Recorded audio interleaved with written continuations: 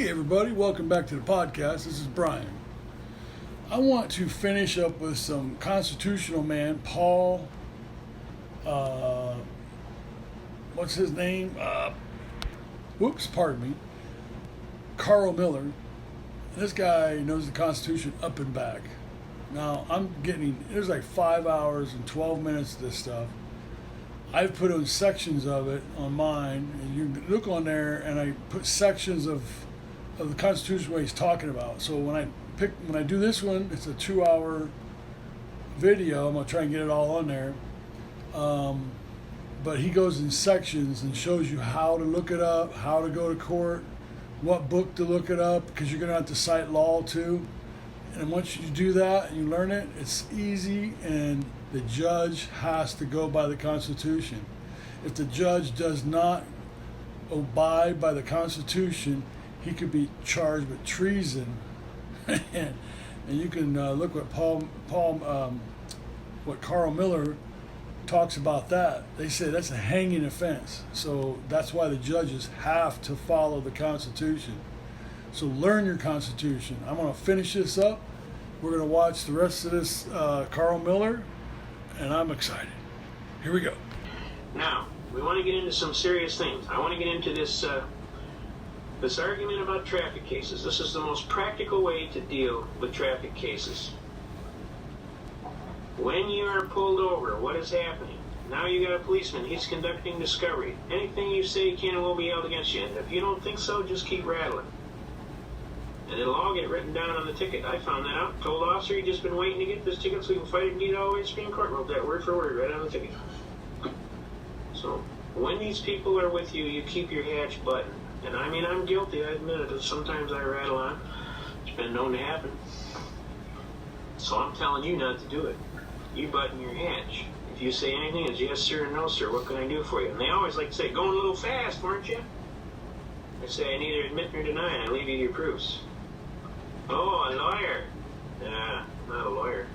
But I'm smart enough to keep my mouth shut, because I realize anything I say is going to be put down on your paper. You say, you got a charge, you make it, and I'll see you in court. Oh, you want to go to court? Oh, yeah, I always go to court. I fight everything, murder one. It's kind of like a hobby of mine. You know? Well, let's see what we get. And they walk back to the car, and they start writing. Or they usually come back and they say, well, you're going a little fast. Think about slowing down. We're going to let you go with the warning. You got to have a good day. Thank you, officer. You have a good day, too. God bless you and keep you safe. Okay? Courtesy. I can blow their doors off anytime I want. Still, yes sir, no sir. Courtesy. Courtesy pays. You treat people the way you like to be treated, and 9 times out of 10 you will benefit. You treat people like a yahoo, and you're going to get treated like a yahoo yourself. So I highly recommend courtesy as an effective way. I had a policeman one time tell me, you ever read a flashlight the hard way? And I looked at him and I said, quite frankly, officer, most of the officers I have run into are extremely professional. And I treat them with a great deal of courtesy and professionalism because I respect what they're doing and that they risk their life every day. And at no time would I give an officer enough stack that he would want to make me eat a flashlight. I mean, I treat them very cordially, and I respect what they're trying to do. I don't agree with everything they're trying to do because some of the stuff is kind of unlawful. I said, but I will give them the courtesy they have coming. He turned to me and he said, I'm sorry, I got a big mouth. I didn't mean it. You're right. I was out of line. See, you treat people with courtesy, and 9 times out of 10, you can even back down some guy that's talking a lot of manure. But the louder you talk and the more belligerent you talk, the more louder and the more belligerent he has to talk. It's kind of like Newton's third law of physics. Every action has an opposite opposing reaction. You talk crap, then he's got to talk crap. So my advice to people is don't do that. It's unmotivated. Who's doing this, you or him? Remember, the best weapon you have is the one right between your ears. So use it. And watch your mouth. Don't be talking a lot of trash to these policemen. They don't need to hear it. They got a bad day. You might have a bad day.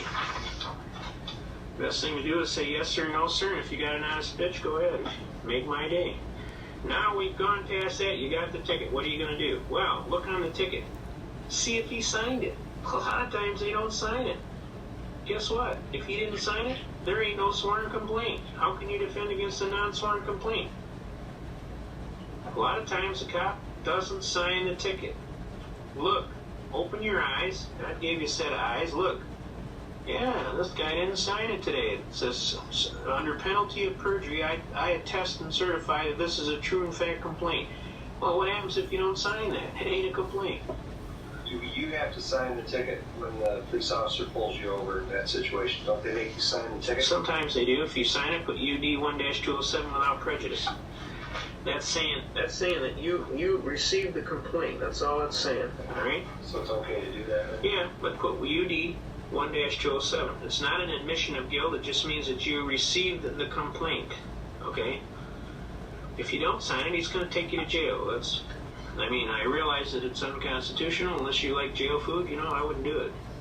I'd sign the thing, UD 1-207 without prejudice. The signature doesn't do anything. Besides, you want a copy of the complaint anyway because you want to file a brief. Now, how are you going to file a brief if you don't know what the complaint is, right? Now, the next thing you know, you have to notify the court within the time period, and it's usually 10 days. One of their dirtiest tricks is you call in and you think you got it noticed, and guess what? They claim you didn't call in. And they go ahead and say you didn't show up. Then they find you guilty, and bingo, you're out of there. So I recommend you call them, tell them that you want a formal hearing, ask the name of the party you are speaking to. And who am I speaking to? So that you've got a name of somebody that works there to verify that you called.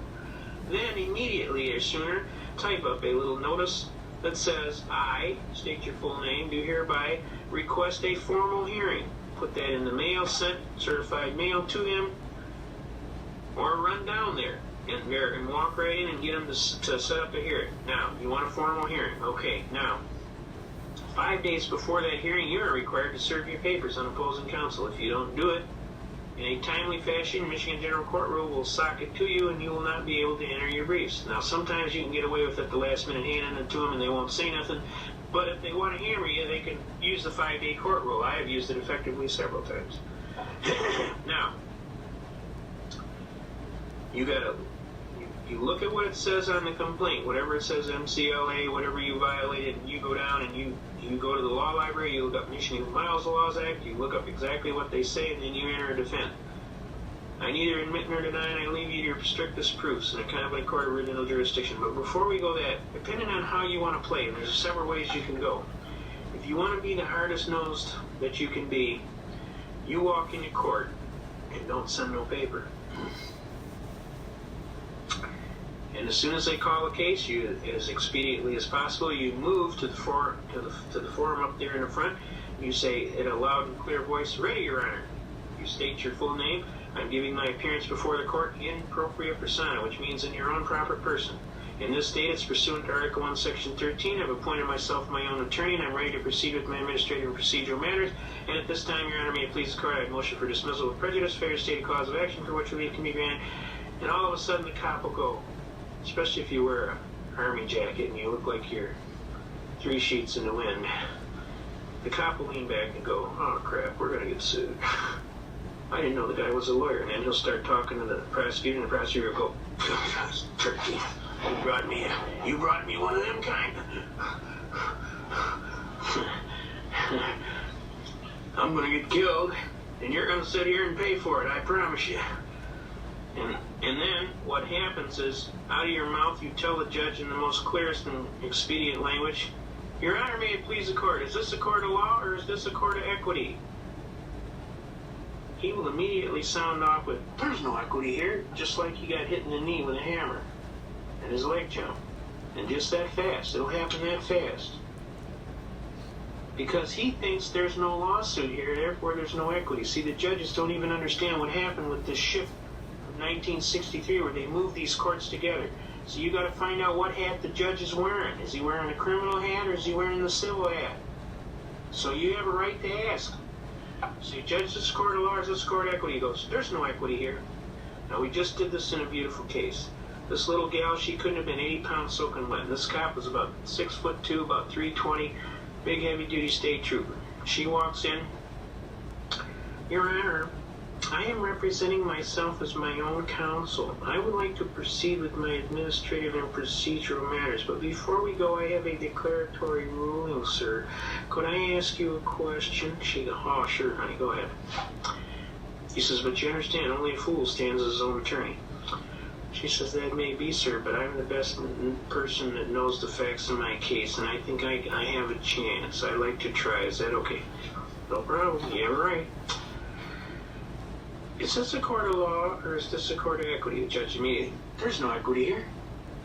She said, thank you, sir. She rolled up her hand. In the hand was a ticket that said civil infraction right across the top, and she said, how may we hear this civil infraction, sir? The judge did a Homer Simpson. He goes, ooh. So that's where you're going with this, huh? The whole court broke out laughing. This little gal, I'm telling you, she is this tiny little thing. She's just a sweetheart. The whole court realized the judge did a Homer Simpson. And then the judge realized he did a Homer Simpson, and then he must have laughed. He goes, oh, honey, you're not going to pull that here today, are you? And she got a little flushed. She wasn't sure. This was her first time. She was a little scared. She looked over at an associate of mine. She said, looked at him, and he gave her the nod. And she turned, she said, yes, I am, sir. And everybody broke out laughing again. The cop goes, well, if they're going to play around, I'm gonna put 15 over on the ticket, judge. And the judge goes, no. You got what's on the ticket. That's what's on the complaint. You're not changing the complaint after the fact. That's perjury. You want me to put you in a coolie? No. Can't change the complaint. The complaint is the complaint. You signed it, it's true. Got me? If it was 15 over, you should have wrote 15 over. He said, well, I just don't want to screw around. This is just getting out of hand. I mean, she was guilty, da-da-da-da-da. And see, she goes, Your Honor, right? We haven't even gotten to that yet, Your Honor. There's no jurisdiction. This is where we're at. We're at no jurisdiction. And says, all right. He said, are we going to go through with this now? Come on, tell me the truth. She says, yes, I am, sir. I'm going through all the way to the Supreme Court, she said. And the judge goes, okay, now, we're going to have to set a hearing. She says, and I'd like a formal hearing too, sir. He said, okay, and I'd like a trial by jury, sir, because the value in controversy is in excess of $20. Pursuant to the 7th Amendment, I have a right to trial by jury. He says, yeah, okay. We'll send you notice. It's been 3.5 weeks. We got no notice. We call them every day. They don't even want to talk about this case. The only reason they said that was so all of the poor little people in the back of the room didn't get the idea that they could get up there and do the same thing this little gal did. They're not going to call her back because they got no jurisdiction. They're not going to try that case because she's going to blow their doors off. Okay? Now that's one of the most beautiful texts and the fastest. And the last time I did it, it was before a particularly obnoxious judge. And he basically said to me, how many times have you pulled this? And I said, Your Honor, I think this is the 12th time. He said, going for lucky 13, eh? He said, this is very clever. He says, but I'm going to give you some advice, young man. Don't ever get caught doing nothing in my town. Got me? I said, sir, I never do anything. I'm trying to be a regular gentleman. He said, well, you better not get caught doing nothing because I will hammer your tail. And I said, does that mean the case is dismissed, Your Honor? He says, it's dismissed. You're out of here. Now, I'm telling you this works, and it works real good. Now, the next effective step that you can do is you can turn around and ask the judge if he's a licensed attorney to practice law, because none of the judges are licensed. Take my word for it. Michigan Constitution says under the Adjudicature Act that they are required by law to have a license, that they are required to be licensed by the state of Michigan. The state of Michigan does not license attorneys. The Bar Association licenses them. They give them a P number and a card that says, yeah, you're a member of the Bar Association. But if you call up the Bar Association, they will tell you they don't give nobody a license. The state of Michigan doesn't give them a license. The Bar Association didn't give them a license. So what license could they be talking about? Mickey Mouse license? Because that's the only one that's left. The state doesn't issue one, the bar doesn't issue one, and the one they got hanging on the wall is not a license from the state of Michigan. And the Constitution of the state of Michigan says all judges will be licensed to practice law before the state. And you ask him, where's the guy's license? He doesn't have one. And Your Honor, may it please the court, since you don't have a license, I'm asking you to recuse yourself until we can get a judge that has a license. Now, a little lady Name of Virginia Cropsey's the one that perfected this argument. She's a genius at it. She's a little spitfire. If you ever watch her in court, you're actually going to see a treat because she is something else. She's got character. She graduated a full attorney from Wayne State University. And then she refused to join the bar because she didn't want to compromise her rights with their political chicanery. And she is a full-fledged, serious business legal person.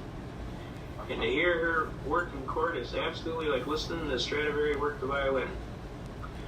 She walks in and blows their doors off. Well, she's on about 3 judges now for this same thing. She blew the first judge out, so then they sent in another judge. They moved her over to the other side of town, over in Berkeley, Michigan, and then she walked in and she blew that judge out of the door. So then they sent her to another judge, and then she turned around and went before the state licensing commission, and now they've handed it up to the judicial people of the state to try and resolve the problem. They're going to end up dropping it. The judge doesn't have a license. Now let's suppose the judge can prove he has a license, which he doesn't. Judge, let me ask you a question. Under your retirement fund, isn't it a fact that you get a certain percentage of the rake-off of all the tickets that come before your bench? Well, yeah. And isn't out of a $40 that comes across your bench, you get $18.75? Well, yeah. So you have a financial interest in this matter, isn't that correct? Well, yeah. Well, isn't that a violation of Judicial Canon number 7? You're not supposed to have any financial interest in any matter that comes before your court. I'm going to ask you to recuse yourself for bias, Your Honor, may it please the court. And every single judge has got it. Now, does everybody understand how many ways you can hammer them just out of the chute without even being nasty? The judge don't have a license. The judge has got a personal interest in the case for financial reasons. There is no jurisdiction to hear the matter, and I'll tell you a secret. Once you challenge jurisdiction, the burden falls on the plaintiff to prove jurisdiction. See? And he can't do it. It cannot be done. There isn't any. There is no jurisdiction to hear a traffic ticket in the United States of America. I know you're sitting back, oh, come on, they've been getting this for years. A traffic ticket is a writ of assistance or a bill of attainder. You look in your Constitution, you'll find out bills of attainder are against the Constitution. And it's stated at least twice that I know of, all right? I'm telling you, you read your Constitution. There is no place for a traffic ticket. You cannot have a writ of assistance that has civil equity arguments that transmit into law penalties. They can't throw you in jail for a debt because that's a debtor's prison. We have a constitutional argument against that also.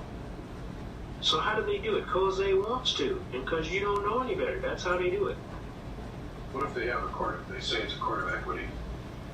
All right, that's a good question. I'm glad you're paying attention here. If they say they have a court of equity and there is equity, then you turn to them and say, thank you, Your Honor, I appreciate your time. I would like to know who is the injured party and where the contract is. Can you show me the contract? There is no contract unless you didn't sign your license on UD 1-207 without prejudice.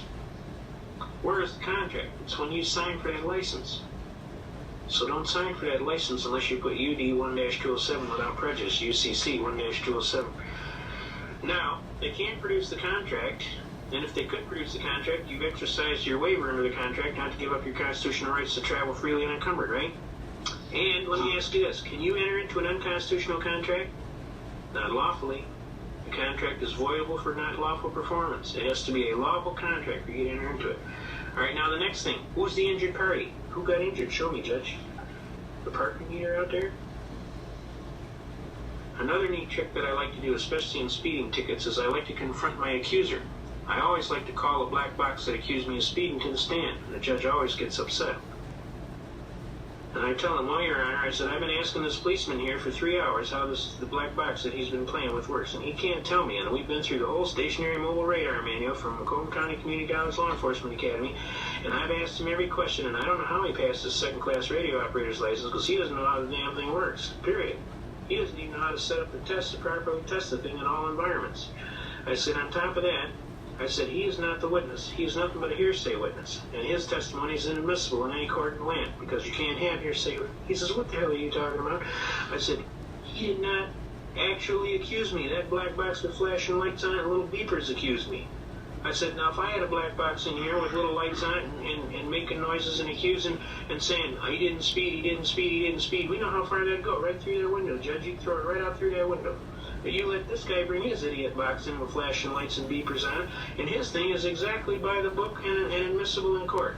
He can't tell me how the thing works. We've been trying for 3.5 hours to test him to see if he knows how it works.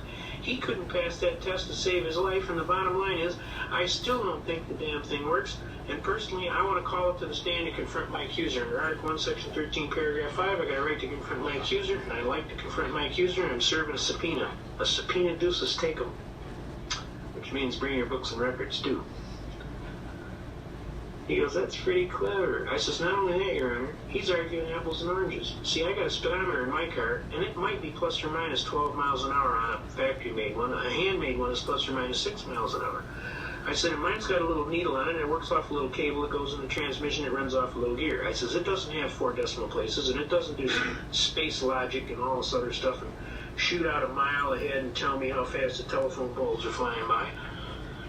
I said, he's got this handy-dandy gadget in his car that's measuring speed one way, and I got this one that's measuring speed my way.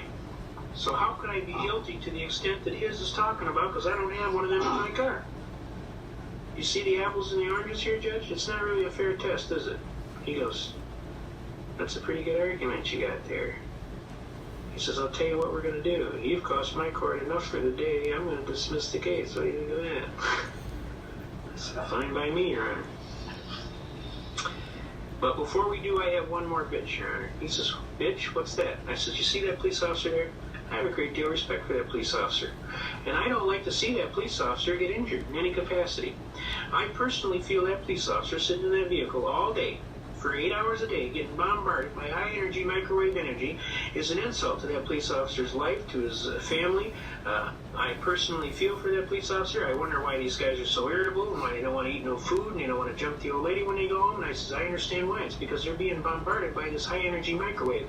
And I said, some of them are getting cancer. I says, I think that this is an atrocity. And I said, I don't think that officer should be required to sit in that car all day and be bombarded by that high-energy microwave energy, which could cause him to get testicular cancer and all kind of other problems with his life, and just so that the city can make bucks off of these tickets. I says, this is an atrocity. He says, you don't worry about that policeman, that's my job. I worry about that policeman. I said, sir, I said, I worry about him. He works for me. I worry about him.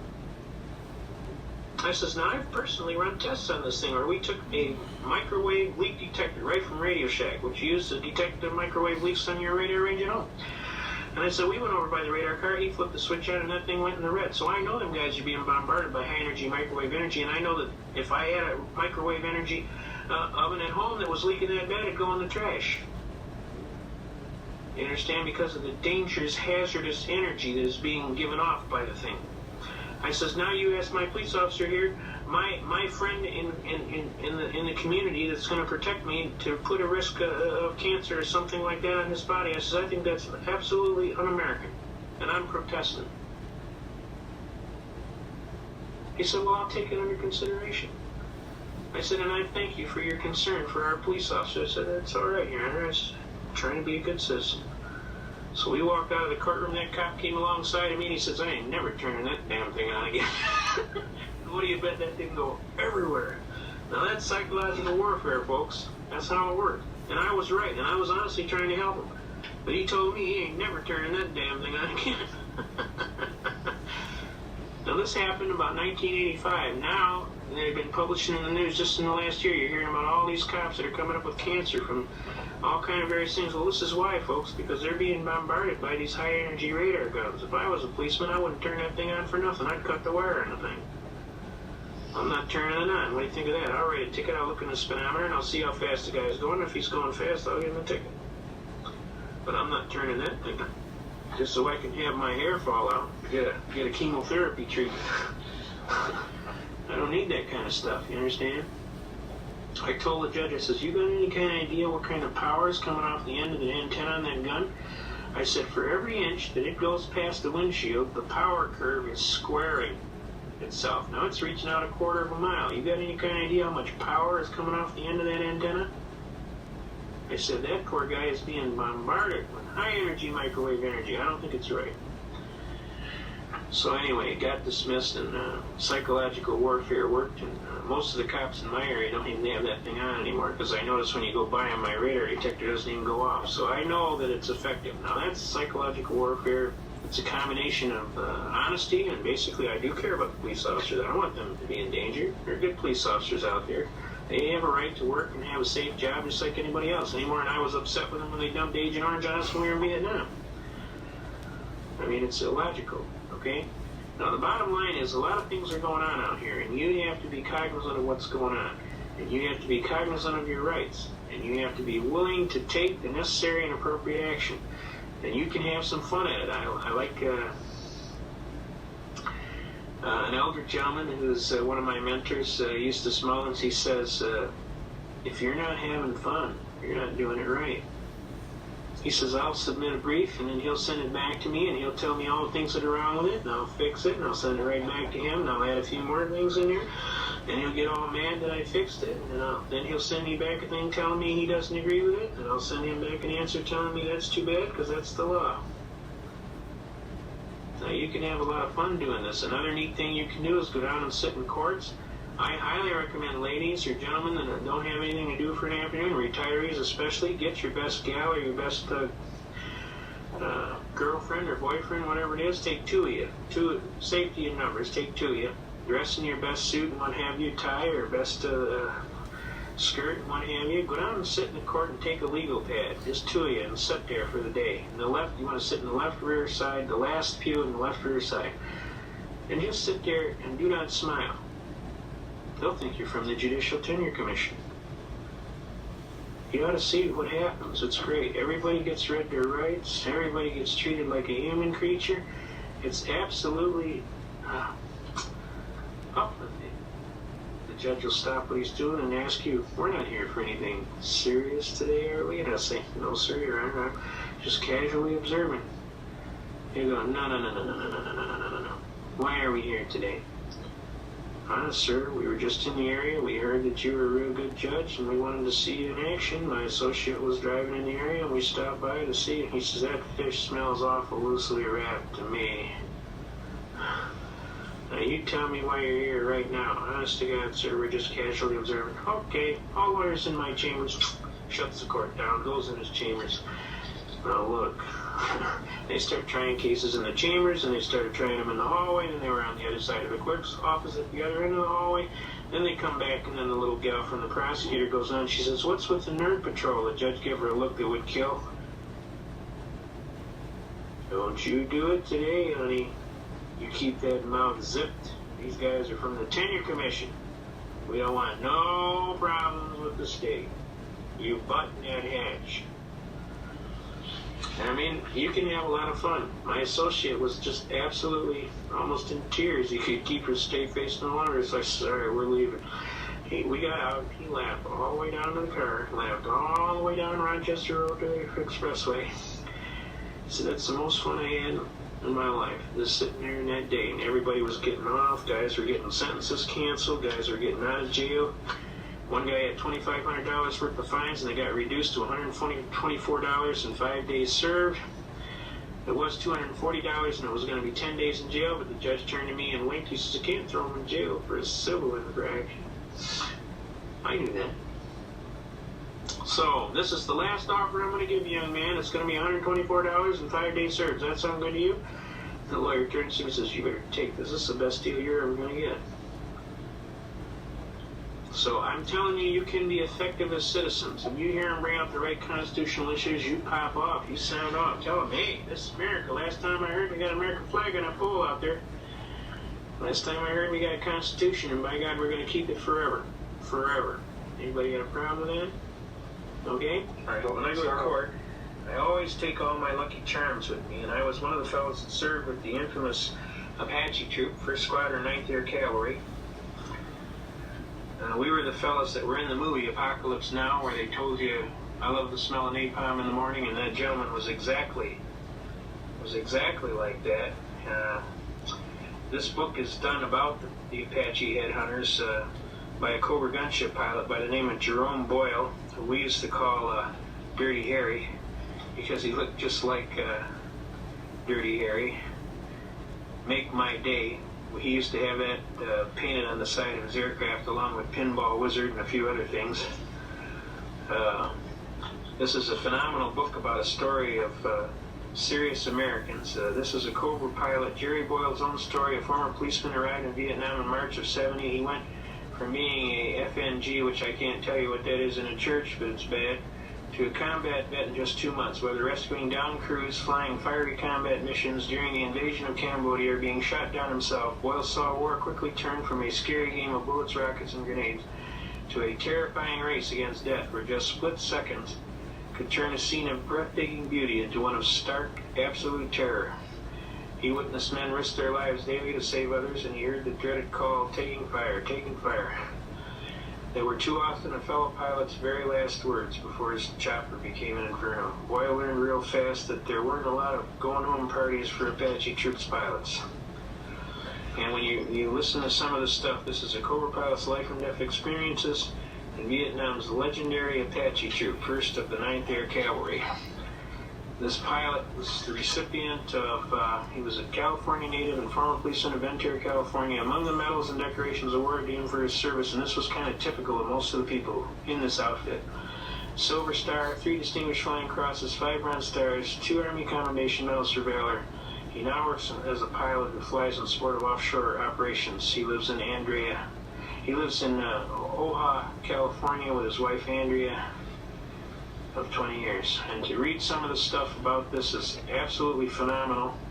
Some of the things that get involved, I'll just read you a closing part of this thing to give you an idea. The Apache troop I served in wasn't part of the Army. The Army was part of Apache troop. We were mavericks, but the kind of team that any commander with hair on his tailpipe would want his unit to be like. If you couldn't get what you needed to accomplish the mission through normal channels, we begged, borrowed, or stole it, usually the latter, with few exceptions. I'd follow the men of Apache troop into hell, knowing full well, sooner or later, someone from the blues, the whites, the reds, to lift the tune of the mess section would emerge from a smoking hole, dragging the dead, smoldering ass of the devil. Now, he kind of exaggerates a little bit, but I can tell you that these men were phenomenal fighters, and it was my great privilege to serve with them. And when I go to court, I take all of my battle stuff, my Ranger stuff, my 1st Air Cav. This is from the Apache troop logo. There's my flight wings, the actual ones I wore. This is the 1st of the 9th logo that was put on the nose of all the aircraft. There's 1st 75th Infantry Rangers.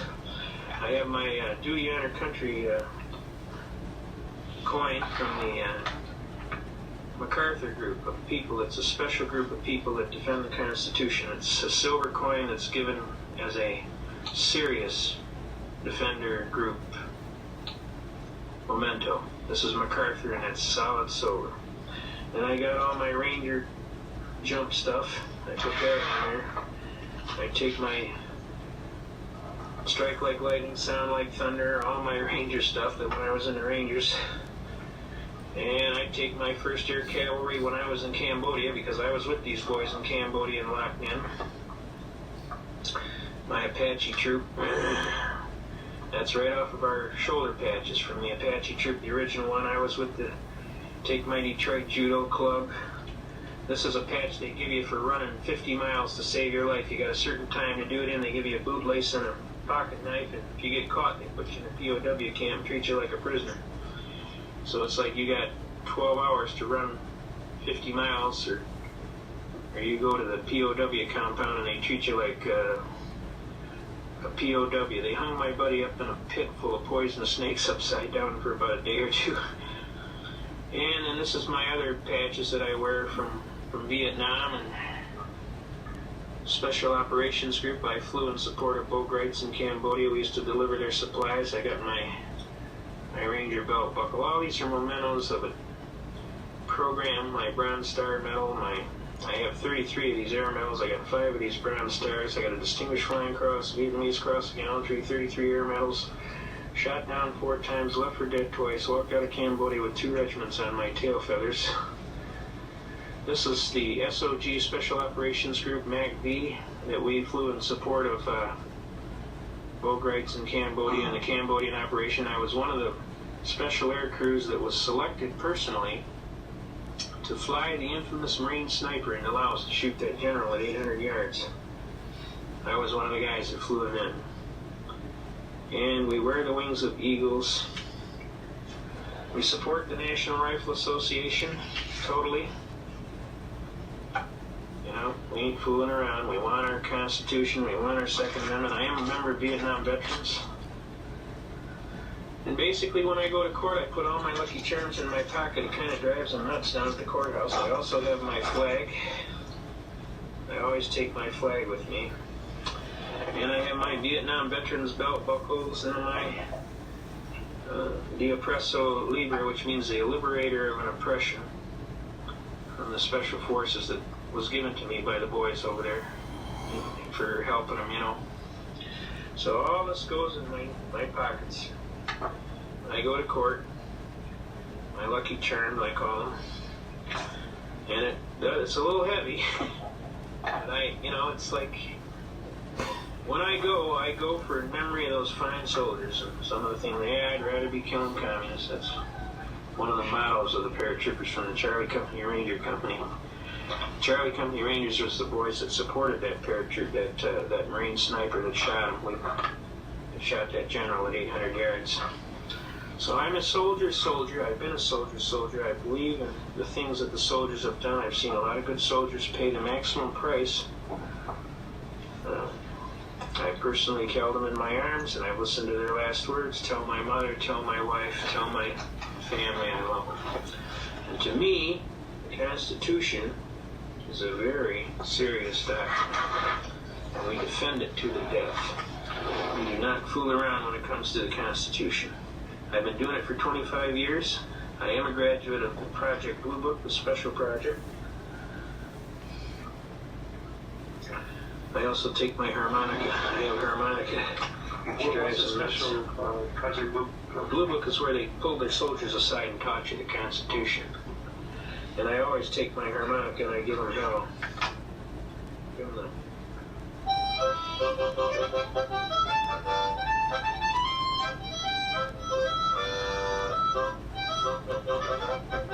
give it to them. Tell your Southern Air Transport story. Yeah, well, we were flying interdiction along the Cambodian border, and we come up on the door of these B-model Huey. It was a smaller Huey, and it was painted blue and silver. And all along the side of the tail boom was white powder. And I informed the aircraft commander, and he told me he was hailing them on the hailing frequency, and he called them up and told them to land. We wanted to inspect their cargo, and they told us basically to blank off and die. You know who we are? My pilot told him he didn't care if he was a man from Glad. He was going to land an aircraft and we were going to inspect his cargo. Basically, he told us, we're not landing. My pilot ordered me to roll my guns up, and he shot him down. And we went down there, and we blew his landing gear off, shot it below his fuel cell, and he got the idea we weren't fooling around. He went down and landed in the rice paddy, and we inspected his cargo, and sure enough, he was carrying heroin. So the pilot gave him a choice. He could go to Long Bin jail with us for contraband trafficking, or he could hitchhike home, baby. So he chose to hitchhike home. Figured he had a chance. Of course, we knew that was going to be rather difficult in Cambodia, him being 3 foot taller than anything they're walking, and a white man on top of that. But we gave him a chance, and the bottom line is he didn't want to go to jail, so we torched his aircraft, and we got back, and the CO, are you crazy? Those people are CIA, they're going to kill you. I told them, make my day. I said, they were trafficking that dope to our GIs and God knows who else, and as far as I'm concerned, we stuck it to them for about $15 million, and I'm just tickled, and if I could do it again tomorrow, I'd do it again. That's a true story. We actually did it. So anyway, to make a long story short, I'm a serious soldier. I love my country and its Constitution, and I do not compromise when it comes to Constitution. I defend to the death. That's what we do. Anybody who knows Bogrites, he's the most decorated soldier in the history of the United States. He's a very congenial gentleman. He when we worked with him in Cambodia, he was all business, and we flew his 5th Special Forces people all over for whatever recon missions they had, and they got to work with us, and they know we were pretty serious folks. And I personally think Bogarts is going to be painted as some desperado no matter what he does, only because he is associated with the avant-garde type constitutional defense. He was the guy that got the Ruby Ridge matter resolved peacefully. Clearly he went in to save Randy Weaver, because Randy Weaver used to be one of his boys on the team. And he was risking his own life. They could have just as easily dispatched him too. So he's a man of great courage. I respect what he's doing. I appreciate that he's trying to make things happen, but I also know that he's going to be held in some type of villainous, no matter what he does, people are going to not understand, and they're going to be afraid. And of course the newspapers will continue to paint him as whatever boogeyman in the closet they can. Alright, we're going to go on with our programming here. We just got a little off the track there just a little bit, just to kind of let you give an idea where we're coming from. We take a pretty serious attack on the Constitution, and we want to get into some other issues. We want to get into things like money. And one of the best tapes you can get is from a gentleman, we call him Ernie. He basically is known throughout the movement around here. He delivers all the tapes and what have you. And he has a tape called Wake Up America. And basically it starts telling you how money works and why it works and what they're doing with our money. And when you're done, you really understand what's going on. But we want to share some things with you about the money. And we got a good story to tell you too. But basically, we want to share with you right now in Michigan, the Michigan Compiled Laws, 21.153, Michigan Compiled Laws Act, obligations due state or municipality and date operative when paid by check or legal tender. Whenever any check or bank draft shall be tendered for the payment of any debt, taxes, or other obligation due the state or to any municipality therein, such check draft shall operate as a payment made on the date the check or draft was received and accepted by the receiving officer, if it shall be paid on the presentation without deduction for exchange or cost of collection. All agencies of the state of Michigan shall request that checks tendered in payment of an obligation due the state shall be made payable to the state of Michigan. No receiving officer shall be required to receive in payment of any debt, taxes, or other obligation collectible or receivable by him any tender other than gold or silver coin of the United States, the United States Treasury notes, which you can't get today, gold certificates, which you can't get today, silver certificates, which you can't get today, or other Federal Reserve Bank notes. And there's no bank notes in circulation. There's Federal Reserve notes, but there's no Federal Reserve Bank notes. Now the reality is, by this fact, you are specifically precluded from tendering lawfully without being a party to a felony, that of debasement of the coin of the realm against the 1792 Coinage Act, the Sherman Coinage Act. So Roger Sherman wrote a book about this, and it tells you all about coinage and the debasement of the coin of the realm. And that's why he is affiliated with the 1792 Coinage Act. Now the reality to this is, what has been going on over a period of time is they've been playing games with the money.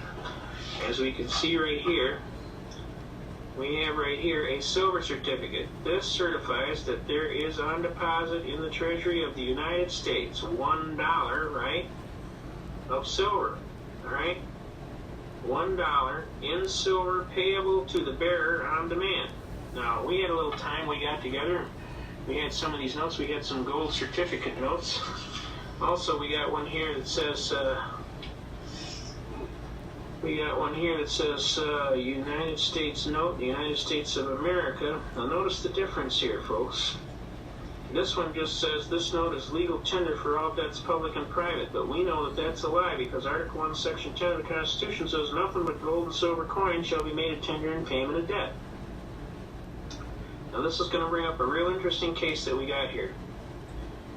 Now, we went down to the Federal Reserve Bank and we took $500 worth of, these are silver certificates here, but we took gold certificates, $20 gold pieces. We had $500 worth, and we went in the Federal Reserve Bank, and I walked up to the window and I said, "I'm the bearer on demand and lawful money of account of the United States government, sir." I said, I want my gold. I handed her the notes. She looked at me and she said, "Sir, we don't have any gold." I said, "Are you trying to tell me this bank is overextended?" Everybody looks. "You can't come in here and do that, sir. You're going to get a run on the bank." I said, "I'm asking you for my gold. I'm the bearer. I am here before you demanding." It says, "Pay to the bearer on demand and lawful money of the account of the United States government and $20 gold." I got $500 worth of these, and I'll take $20 gold pieces. We don't have any gold. "Are you trying to tell me this bank is overextended?" So they called the SWAT team. This lieutenant comes running up, and all these guys got rifles, and they're all at port arms. And the lieutenant walks up to me and says, "All right, what the hell is going on here?" So I explained to him. I said, "Sir, I am the bearer on demand and lawful money of account of the United States government. I'm here and before this bank. This is a lawful bank of the government. And I'm asking them to pay me, the bearer, on demand, my $20 in gold for every one of these $20 gold demand deposit notes that I have. And I have up to $500 worth. And I just asked her for the gold. She told me she doesn't have any gold. I tried to tell her, "You told me this bank's overextended." She told me, "You can't come in here and do that." And the next thing you know, you show up. The lieutenant looked at him and said, "Why don't you get the guy his gold?" "Come on, guys, we're out of here." So they left. They couldn't give me my gold because they ain't got any gold. But there's a contract on here that says "Pay to the bearer on demand." And on this one, it's $1 of silver. In theory, the contract is there, and you could, in theory, go collect it. But upon trying to collect it, there is no gold. There is no silver. They don't have any. Now, over a long period of time in barter, we have slowly been pushed into a position of impossibility to perform. Now, can the hat check be the hat? Can you walk in and check your hat and get a hat check? And then when you come back to get your hat back, they hand you another hat check? Can you wear the hat check? Obviously not. So obviously the note is not the dollar. All it is the promise to pay $1. Does everybody understand that? And what has happened over a long period of time in custom and uses is the people have been hoodwinked into thinking that they have money, dollars. There are no dollars. Dollar is the unit of measurement. Which brings up a very famous case, the case of Montgomery Wards versus Eugene Glacier. For those of you who want to order the case, we'll be happy to give you the court case numbers. Let me take this off so it doesn't reflect too much. This is a very famous case, okay?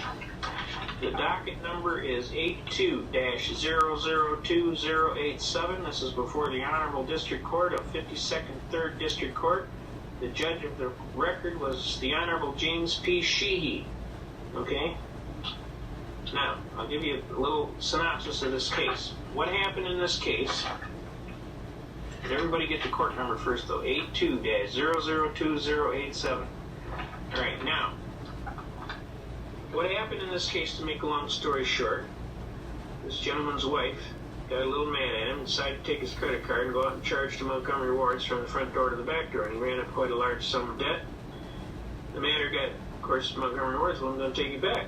You bought it, it's yours, you got it. Now, they went to court and came up before the famous Judge James P. Sheehy of 52nd 3rd District Court, who, by the way, is a very excellent judge, very knowledgeable, very a decent man, a kindly man. He's pretty serious business, though. If you're screwing around, he's going to hammer you, but most of the time he's quite congenial and kind of a lot of fun, too. But he came up before his court, and up jumped the devil in the deep blue sea, and they're starting to argue, and the judge is saying, "Well, let me ask you a question." He said, "Did you get a credit card?" He said, "Yeah." "So you signed for the credit card?" He said, "Yeah." "So you gave the credit card to your wife?" He said, "Yeah." He said, "Here's the bill. You pay." He says, "Okay, Judge, now let me explain something to you. You told me that the judgment is for this amount. Is that right? And I'm asking you, and you told me it's this many dollars, and I'm asking you for a determination of the dollars. What dollars?" He said, "Sir, you can interpret it any way you want. You can make it frankincense or myrrh. I don't care. I don't care if you don't even pay this judgment. I'll tell you what, don't pay it. There's a lot of documents in the basement, they never pay them. He says, don't pay it. We'll just take judgment against you, and we'll attach it, whatever we need for writs of attachment, and we're going to collect on this debt. He said, sir, you misunderstand my point. Now, you have told me this amount of dollars, and I'm confused here. I need to know something about these dollars. He says, let me clarify it for you. I've entered a judgment against you for the amount due, all right? He said, yes, sir, but if I ask you for a pound of something, you're going to say a pound of what? If I ask you for a gallon of something, you're going to say a gallon of what? And if I ask you for a foot or a yard of something, you're going to say a foot or a yard of what?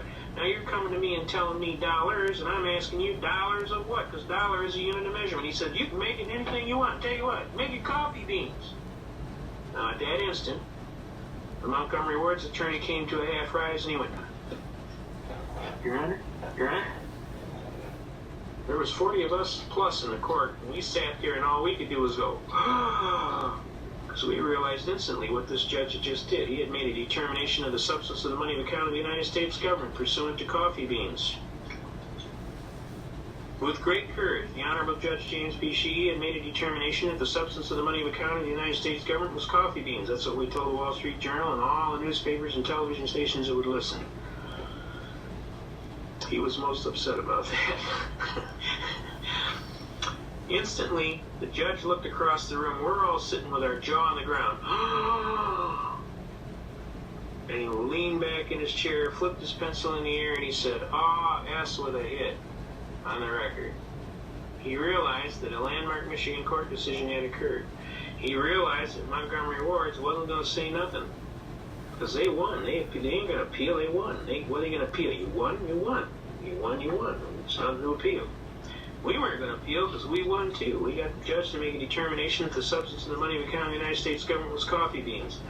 You can see in the back of this book here, Mr. Glacier took the judgment right here, and this was for $1,098.97. He did it in 100 bean bags certified, 1 bean to the dollar, and 97 100s. We cut the tip of the bean off, painted a white line on it. He sent it to Montgomery Ward's. You got it on there? Mm-hmm. Please find enclosed in this package 1,148 coffee beans, which is payment in full, pursuant to Judge of the 52nd District Court, October 8, 1982, before His Honorable Judge James P. Sheehy. I thank you, sir, for your time and trouble concerning this matter. Most graciously yours truly, Eugene Glacier. And certified mail sent to him. They never said nothing. Nor would they, nor could they. He honored the stipulation of the judge. Okay? Now to this date, this gentleman comes to court with a big red bag, marble bag, full of coffee beans that he's got stenciled on the side, Gene's Beans. I'll read you the last statement. This is kind of hilarious. Therefore, really out of his own testimony, it seems to me that judgment really is unavoidable in that amount. Thank you, Your Honor, the court. Anything else, sir? You have the right to a closing argument, Mr. Glacier. Only that I don't think I received a fair and equitable trial here today, the court. This is a closing argument regarding this trial, okay? As to the subject matter, Mr. Glacier, subject matter, I have nothing to add to the subject matter here, the court. The court makes the following finding of facts. That the court finds that pursuant to plaintiff's exhibit number 1, that Mr. Glacier, Eugene Glacier, entered into a contract with Montgomery Ward's and the company which did is a monthly account. 2, pursuant to plaintiff's exhibit number 2, that the account was used by probably 99% of the time of the purchases by his wife while they were married. Number 3, that for testimony of Mr. Davison's unrebutted testimony, Mr. Davison, the balance owing on the account is $1,098.97. And the court also finds that Mr. Grossman's excuse me from Mr. Glacier's testimony that he just recently got divorced, approximately August 24, 1981. In that divorce proceeding, he accepted the liability to on this account, and in some cases, and 20 on others. And I could never keep it straight, but I think it's 20. You have a right to appeal in 20 days. If you appeal, let me explain to you how you do that. You have the file with the court, the circuit claim of appeal. Are those the ones that are marked by the way those exhibits, Mr. Grossman? Oh, yes, sir, Your Honor, that's right.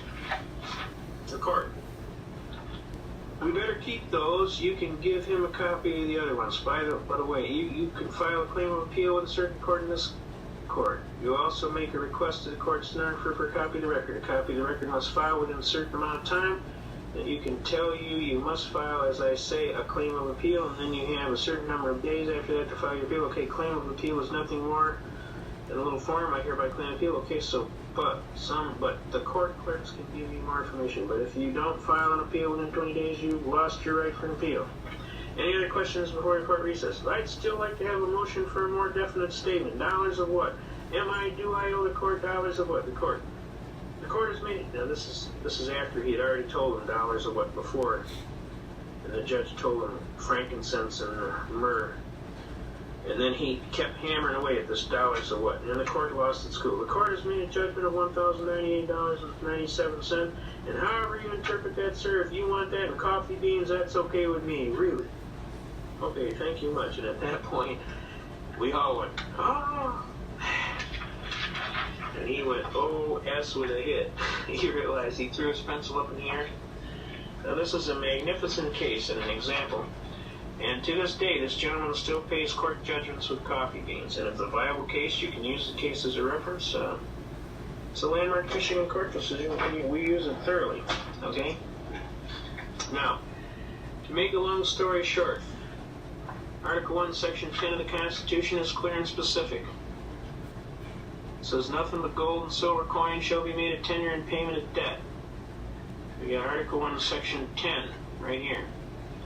For those of you who are looking for no bill of attainder or ex post facto law shall be passed. That's traffic tickets, folks. A bill of attainder is a traffic ticket. Can you see that right here? No bill of attainder or ex post facto law shall be passed. No capitation or other direct tax shall be laid unless by the rule of apportionment or census to... We'll talk about that later. That's another heavy one. All right. But Article 1, Section 10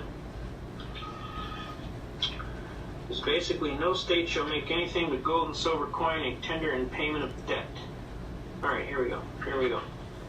Right here. No state shall enter into any treaty, alliance, or confederation, grant letters of marque and reprisal. A letter of marque or reprisal is like your brothers messed with the king, so the king is going to attack your family and put a letter of marque out on them. Coin money. Emit bills of credit. What is a Federal Reserve note? Make anything but gold and silver coin a tender in payment of debts. Why? Because it creates inflation.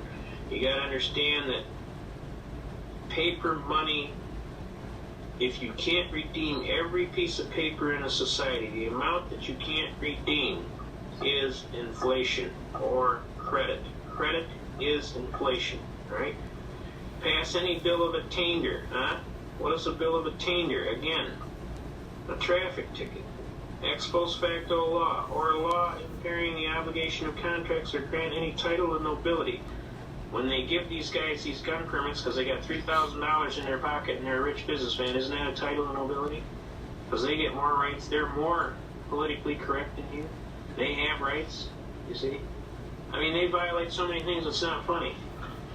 It's never funny, but I'm just saying, I mean, you start reading this book, folks. I mean, I read it all the time, and I always find something new. This is kind of a book like the Bible. It's one of these books you can read and find something out of it all the time. The bottom line is you read the Constitution and you holler. You don't let these people jam your Constitution. You keep going. All right. Now let's talk about treason here. Let's put this down here. What is treason? Title 18. This is the Penal Code, and we're talking about treason. Whoever owing allegiance to the United States levies war against them or adheres to their enemies, giving them aid and comfort within the United States or elsewhere, is guilty of treason and shall suffer death, or shall be imprisoned not less than 5 years and or fined not less than $10,000, and shall be impeachable of holding any office under the United States. All right. After this section, it gives you all the reasons of how you can be charged with treason, but the basic issues come under adheres to their enemies, giving them aid and comfort. Now, breaking down the laws of our country has also been construed as giving the enemies aid and comfort. So if they're violating their oath of office and they're not upholding the Constitution, that is treason. Because in so doing, they create anarchy in the land. And in that, they aid the enemies of our country. Does that make legal sense to you? All right, here we go. We want to talk about Title 22 United States Code, Section 286A. Basically, the part that we want to talk about is the governor's and executive director's term of office. But basically, when we get over here, we really want to talk about the compensation for services. Now, this is Title 22 United States Code, Section 286A. All right? Okay? Compensation for services. No person shall be entitled to receive any salary or other compensation from the United States. Everybody get that? From the United States for services as a governor, executive director, counselor, alternate, or associate. United States Executive Director of the Fund. What are we talking about here? The International Monetary Fund shall not be compensated by the fund at a rate in excess of the rate provided for an individual occupying positions at level 4 of the executive schedule under section 5315 of Title 5 United States Code. All right, the United States Alternative Executive Director to the fund. What fund? The International Monetary Fund shall not be compensated by the fund at a rate in excess of the rate provided for an individual occupying a position of level 5 of the executive schedule under section 5316 of Title 5 United States Code. The Secretary of the Treasury shall instruct the United States Executive Director of the Fund to present to the Fund's Executive Board a comprehensive set of proposals consistent with the maintaining high levels of competence of the Fund, personnel, and consistent with the Articles of Agreement, with the objective of assuring that the salaries and or other compensations accorded fund employees who fund, International Monetary Fund, do not exceed those received by persons filling similar levels of responsibility within the national government. Got me? Service or private industry. The Secretary shall report these proposals, right, together with any measures adopted by the Fund's Executive Board to the Congress prior to February 1, 1979. Now, folks, when they're talking about the Fund, they're talking about the International Monetary Fund. And when they're talking about being paid, people like Janet Reno, who is the governor of the Fund, is paid by the IMF.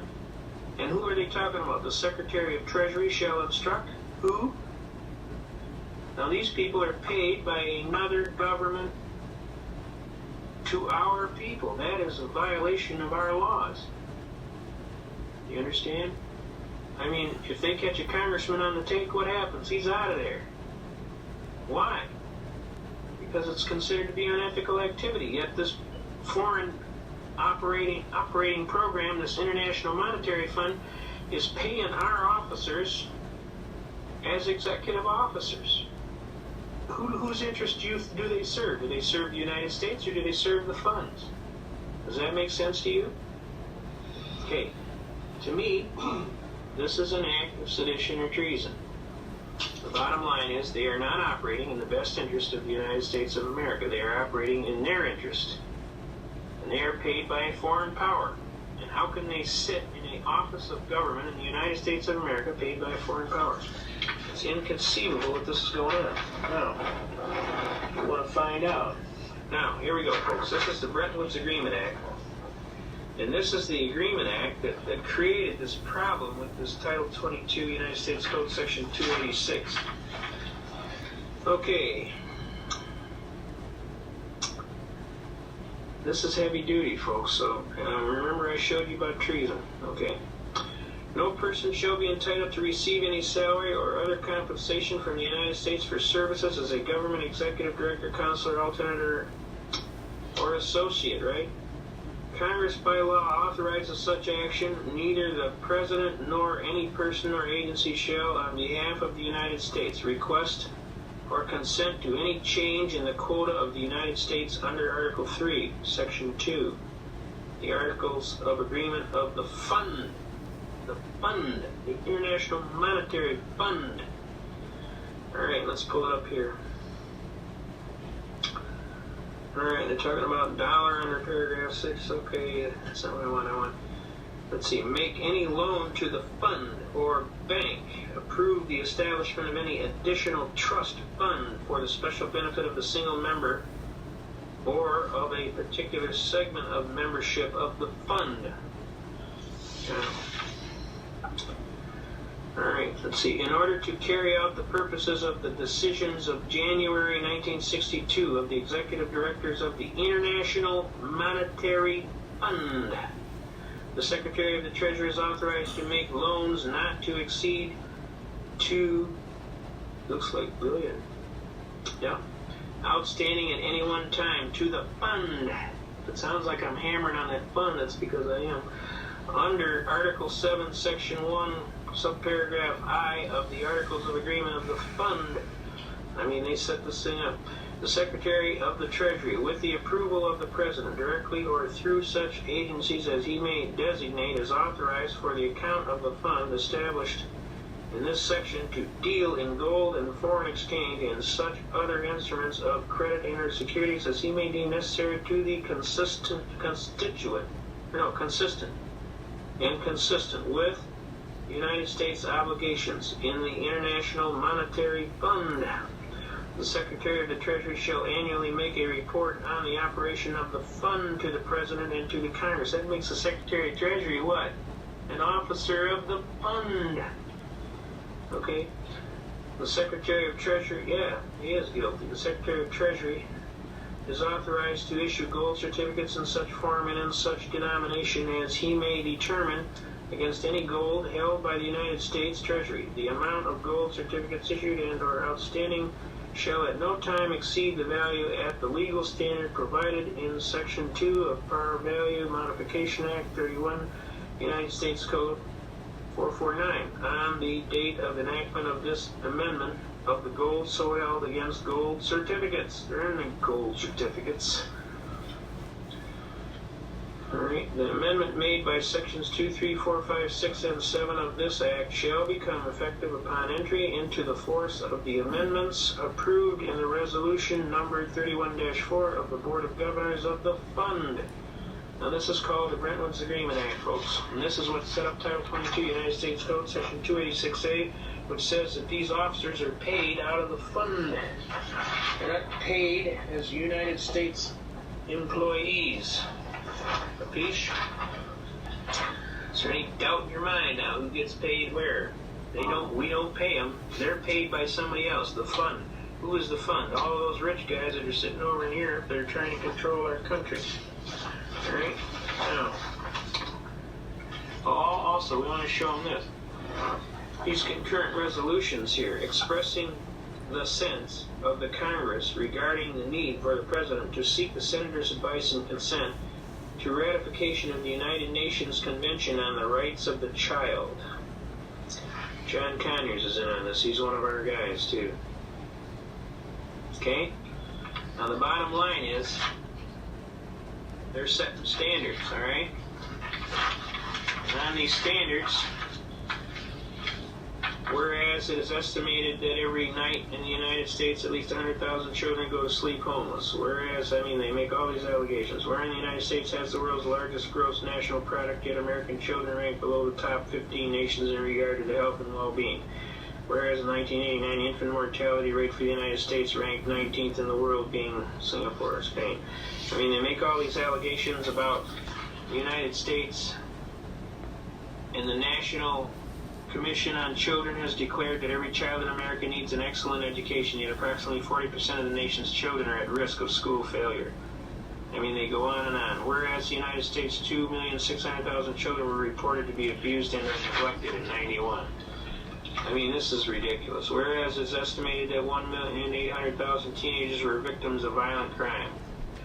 Whereas the Supreme Court has never fully articulated the range of rights to be accorded to children under the United States Constitution, or fully articulated the manner the Constitution is applicable to minors. It is. Whereas the positive futures of our families, communities, and nations are dependent on it. You keep reading all these whereases. Whereas 29 others nations have signed convention indicating their intention to ratify the convention in the future. And then you get down Whereas it is essential that the United States sign and ratify the Convention on Rights of the Child and begin implementing the Convention legal standards in order to improve and protect the lives of children. Believe me, they're not trying to protect the lives of children. They're trying to create a new federal bureaucracy.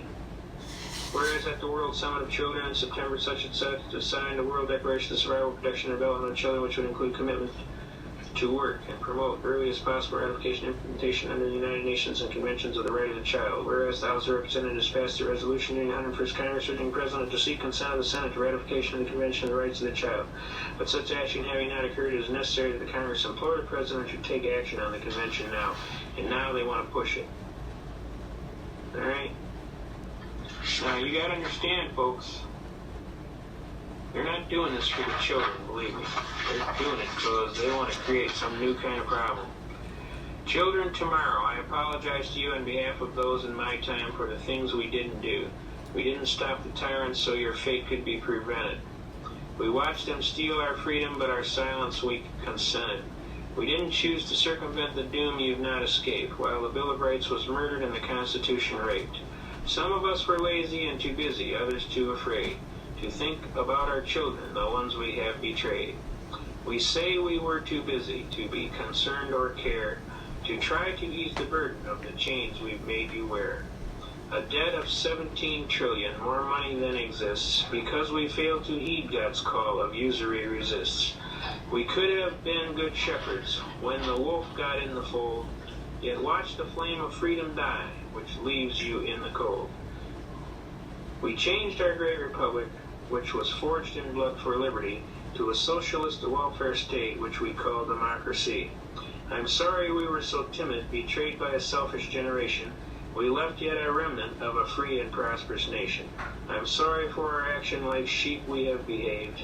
We could have left you freedom, instead you are enslaved. Children of tomorrow, descendants of our land, I'm sorry we allowed this fate, you now must understand. Children of tomorrow, educate yourself by reading the Bible to break the chains we left you with, maintain. God's 10 Commandments, use reason, logic, and common sense. Suffer the little children to come to me, for such is the kingdom of God. Dennis Byron. This come off of the Amateur Radio Freeman's Bulletin Board, September 1992. End of transmission. So I think you can see here, at one time they pretend to do all this, and yet on the other they do all that. So I thought this was very poignant thing to put out on the air. Try and hammer across, okay? We want to cover about the 1-207. Remember I told you sign your name 1-207 UCC 1-207 without prejudice. This is it right here, folks. This is the 1-207 Uniform Commercial Code. This section provides machinery for the continuation of performance along the lines contemplated by the contract. What contract? The bankruptcy contract. Despite, that's in 1933, pending dispute by adopting the mercantile device of going ahead with delivery, acceptance, or payment without prejudice, under the protest, under reserve, with reservation of all our rights, and the like. All of these phrases completely reserve all rights within the meaning of this section. This section, therefore, contemplates that limited, as well as general reservations and acceptance by a party may be made, subject to satisfaction of our purchaser, subject to acceptance by our customer, or the like.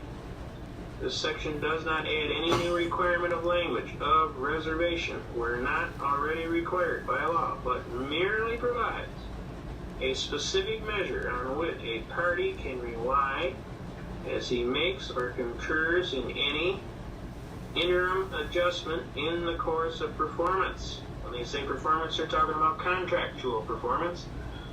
It does not affect or impair the provisions of this act, such as those under which the buyers, right, remedies for defect survive acceptance without being expressly claimed. If notice of the defect is given within a reasonable time, nor does it disturb the policy of those cases which restrict the effect of a waiver of a defect to reasonable limits under the circumstances, even though no such reservation is expressed. Now, this is all what they're talking about when you write down without prejudice. They're telling you you have a right to reserve your right. So I'm telling you to use it. Don't screw around. Sufficiency of the reservation. Any expression, you see that? Any expression indicating an intention to preserve rights is sufficient, such as without prejudice, under protest, under reservation, with reservation of all our rights, under duress is another one. The code states an explicit reservation must be made. Explicit undoubtedly is used in place of express to indicate that the reservation must not only be expressed, but it must also be clear under duress that such a reservation was intended in advance, right? The term explicit as used in UCC 1-207 means that which is so clearly stated or distinctly set forth that there is no doubt as to its meaning. Okay? Now that is the reservation I want you to claim. I want you to screw around. I want you to use your head for something under the hat rack. Because I'm telling you, just do it. Yeah, just do it. Yeah, you don't tell them nothing. You sign it and you walk out. When they ask you what that is, just say that's something I put down on my signature every time so I know it's me. Okay? You didn't learn all this stuff overnight. And you're not going to give somebody these classes overnight. Believe me. If you think you're going to teach somebody this stuff all night, you're dreaming. It takes a long time of serious study to get to the level of where you're at. And you're not going to deliver that to anybody overnight. So my sincere advice is don't try and do it because it ain't going to happen in your lifetime. Just sign it, do what you're supposed to do. If people want to listen, then you let them listen. If they don't want to listen, then you say, oh, well, we want to show off some of these things. Under executive order of the President, all persons required to deliver on or before May 1st, 1933. Try and blow that up. That's a good one. That's all your gold and silver. I want to make sure we get into all kind of arguments here real quickly. Should we have some gold and silver? So yes, I think you should set aside some serious money to put in. I think people shouldn't have everything in gold and silver, though. I think you should buy toilet paper, and I think you should buy food, and I think you should buy cough medicine, and I think you should buy laundry soap, and I think you should buy, have some stuff around like you would keep in your normal business and put a little bit in gold and silver. I think you should have a pump shotgun in your closet to defend your house. Something to defend your house. Not that you may need it, but if you do, you got it. Okay, let's move on here. We got things to do. I want to show you something else, too. Let's look at the very first book of Title of the United States Codes Annotated. And I don't care which section you grab either Lawyer's Edition. This title has been acted in as positive law. Okay? Notice the little asterisk when you come down here, and all these titles that got the little asterisk, they're all part of the law. Title 11 Bankruptcy, Title 13 Census, Title 14 Coast Guard, copyrights, you got Crimes and Criminal Procedure, Title 18, right? Now, I want you to notice something as we come over to Title 26 here. Title 26 is the Internal Revenue Code. It's never been enacted into law. It's a regulation. Look closely, Title 26 and Title 27. Do you see an asterisk there? You don't see one, do you? No, sir. That's because there ain't one. Now, let's look at the other version.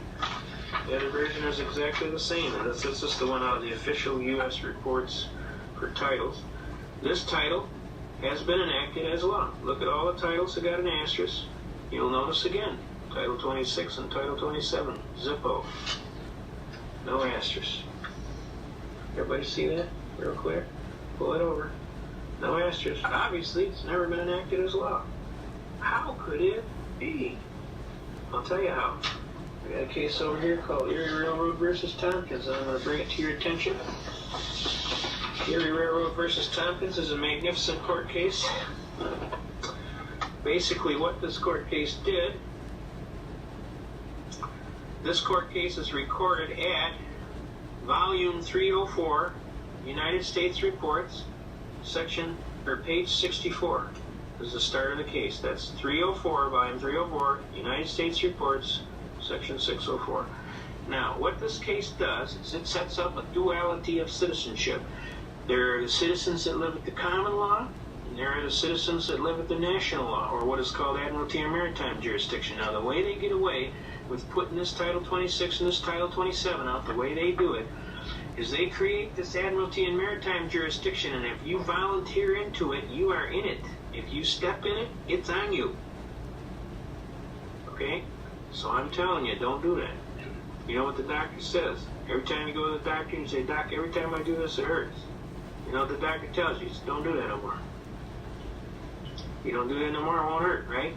I'm telling you, the same thing applies with this. Don't volunteer. How do you volunteer? You enter and you watch what you sign, number one. Any evidences of contracts where you are in Admiralty or Maritime Jurisdiction says that you are a party to the contract. So you avoid that.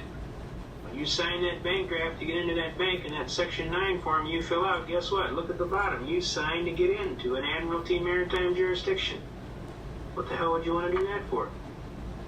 It's illogical. When you signed up for that Social Security check. So, how are we going to remedy this situation? 1-207, without prejudice. You sign anything that has to do anything with those guys, take the rights if they'll give them to you. Take the benefits, but make sure when you sign it UD 1-207 without prejudice. And that makes you a common law citizen. And when they pull you into these courts and they claim they have jurisdiction over you, you say, the first thing out of your mouth is, Your Honor, may it please the court, before this matter goes forward, I wish to state that I am here on a special appearance as distinguished from a general appearance, and I am answering in the form of a demurrer. A demurrer is an old way of pleading. It's an old-fashioned, old-country, barrister English way of pleading without granting jurisdiction. In other words, I'll answer out of courtesy, and I'll give you an answer out of courtesy, but at no time am I granting jurisdiction. Now, I put on my briefs. I state my name, I state the defendant in propria persona on a special appearance as distinguished from a general appearance for jurisdictional challenges. Now, I've raised the issue of jurisdictional challenges. I'm putting on the record. It's clearly cognizant. Once jurisdiction is raised, the burden is on the plaintiff to prove jurisdiction pursuant to McNutt versus General Motors Acceptance Corporation, recorded at 56 Supreme Court 502. It says, jurisdiction may never be assumed, but must be substantively proven by the plaintiff claimant. They don't prove it in a timely fashion, laches incurs. Laches is a species of action wherein a party of reasonable intelligence and integrity having a right to take an action as is prescribed by law, and having failed to timely do so, loses all right to proceed. So if they don't prove it timely, motion to dismiss, Your Honor, failure to state a cause of action for which relief can be granted, and I'd kind of like to collect my costs and fees for having to defend this frivolous case. Does that make sense to you? All right, now, let's get into this Erie Railroad case. This is a railroad case. What it's about, the guy was walking down the track and a board was hanging off the end of the train and whacked him upside the head. He tried to sue in the state courts. The state courts hammered him. So what happened was Erie Railroad had flipped around and they tried to sue him in the federal courts to get back at him. And they thought they were pulling a fast one. And what happened was the case bounced back on them. And guess what? When it bounced back, it created a very, very dangerous thing. Now, before this, I want you to understand that for 100 years of law, this case was the one that was the leading case before this. And this was called McCulloch versus Maryland, state of Maryland. This is a very leading case. This is the most heavy case. It comes in 2 sections. That tells you how thick it is. So you're going to be reading for a while. This case upheld for 100 plus years, practically almost 100 years. This case is recorded at, it's an 1819 case. It is an old case. And it upheld for years the single citizenship relationship. And it deals with corporations. The power of establishing a corporation is not a distinct sovereign power or end of government, but only the means of carrying into effect other powers which are sovereign. Whenever it becomes an appropriate means of exercising any of the powers given by the Constitution to the government of the Union, it may be exercised by that government. Now, basically, it sets up relationships. The Bank of the United States has constitutionally a right to establish its branches or other offices in discount and deposit within any state. Right? The state within which such branch may be established cannot, without violating the Constitution, tax that branch. Right? Now it goes into some heavy arguments on taxes and some other arguments on programming. But I'm telling you here, this was the law of the land. That's probably, see these reporters in the early, this is 1819, folks. That's when this case came down. So this was going to be, shortly after the Constitution was signed. 1791 is when the Constitution was signed, so it's going to be an early case. All right, William McCulloch, defendant, Will, in the branch. Normally they state the case one place and they state it. But anyway, to make a long story short, McCulloch versus Maryland is a very heavy case. It was the law of the land, and it was replaced by Erie Railroad versus Tompkins. There is no federal, can you see that? There's no federal general common law. Congress has no power to declare substantive rules of common law applicable in a state, whether they be local in their nature or general, whether they be commercial law or in part of the law of torts. No clause in the Constitution purports to confer such a power upon the federal courts, except in the matters governed by the federal Constitution or by acts of Congress. The law to be applied in any case is the law of the state. Got me? And whether the law of the state shall be declared by its legislature in a statute or by its highest court in a decision, not a matter of federal concern. Now, in disapproving the doctrine of the Swift versus Tyson, the court does not hold unconstitutional Section 34 of the Federal Judiciary Act of 1789 or any other act of Congress. Title 26. It merely declares that by applying the doctrine of that case, rights which are reserved by the Constitution to the several states have been invaded.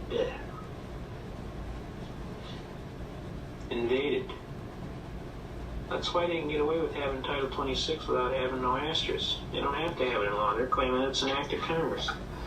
And if you voluntarily enter into it, guess what? You bought the whole farm. A federal court exercising jurisdiction over such a case on the ground of diversity of citizenship. What am I talking about? Diversity of citizenship. I'm talking about dual citizenship, right? Is not free to treat this question as one of so-called general law, but must apply the state law as declared by the highest state court. Swift versus Tennyson, overruled. The liability of the railroad company for the injury caused by negligent operation of its train to its pedestrian on a much-used beaten path on its right-of-way interstate, right, along and near the rails depends in the absence of a federal or state statute upon the unwritten law of the state where the accident occurred. Now what they're trying to do here is they're trying to justify the existence of this duality of citizenship between common law citizen, which you are, most of you, and this natural national citizen, which would fall under Title 26 United States Code. But I'm telling you to look up Section 6331A of Title 26, and you will see that the Secretary of Treasury has jurisdiction only over corporations, officers of corporations, and officers of government residing in the District of Columbia and artificial corporation, who are contractors of the fund. Capiche? Alright?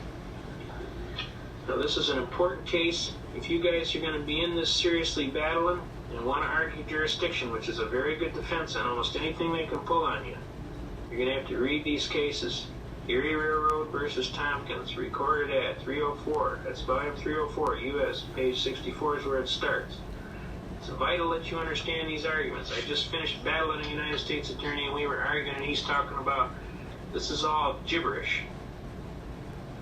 And I told him, I said, sir, I don't think you're well read on the law. All you got to do is read several of these cases and they'll tell you. 1, there is a duality of citizenship. 2, it has to be clearly defined. And 3, I have defined it.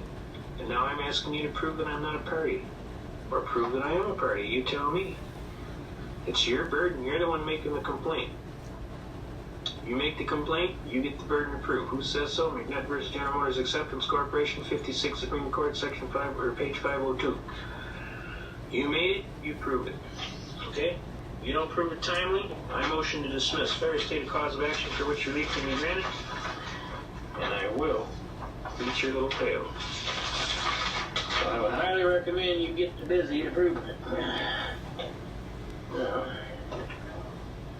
if you think the stuff don't work, let me tell you something here.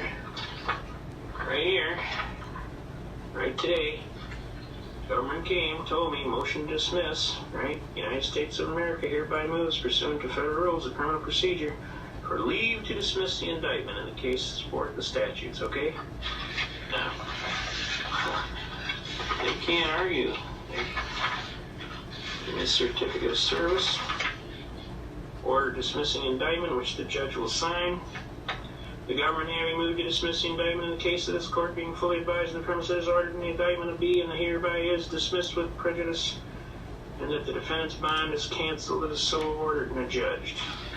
Wherefore the United States requests that this court enter the attached order dismissing the indictment without prejudice, but we'll figure that out. We'll fix that out. See, I don't care if we go to court, because I know who's going to win. And I pray to God that he'll help me do that. So if they want to go to court, I tell them, make my day. When I'm in the court, the guy says to me, well, we could get you for an income tax evasion. And you might win one, but you won't win them all. I looked at him most calmly and I said to him in the clearest and gracious language, I said, sir, I'm going to advise you to go look in them law books real carefully, because I'm going to tell you straight arrow, I have had occasion to look in them law books. And I'm telling you, sir, if you bring that complaint against me, I'm going to tell you to make my day. Because I'm a pretty serious fellow, and I'm not going to fool with you. I'll sue your socks off and attach everything you own, bank, business, and home. So the best thing I can tell you is before you make a complaint, sir, I would highly recommend that you seriously consider the merits of your facts before you go writing a bunch of dribble. And when we got him today, he's talking about, well, your briefs are nothing but gibberish. So we asked him, he said, well, on our proposed order to have it dismissed, do you want us to put it down there for good gibberish shown or just generally good cause shown? So he got a little red in the face and stormed out.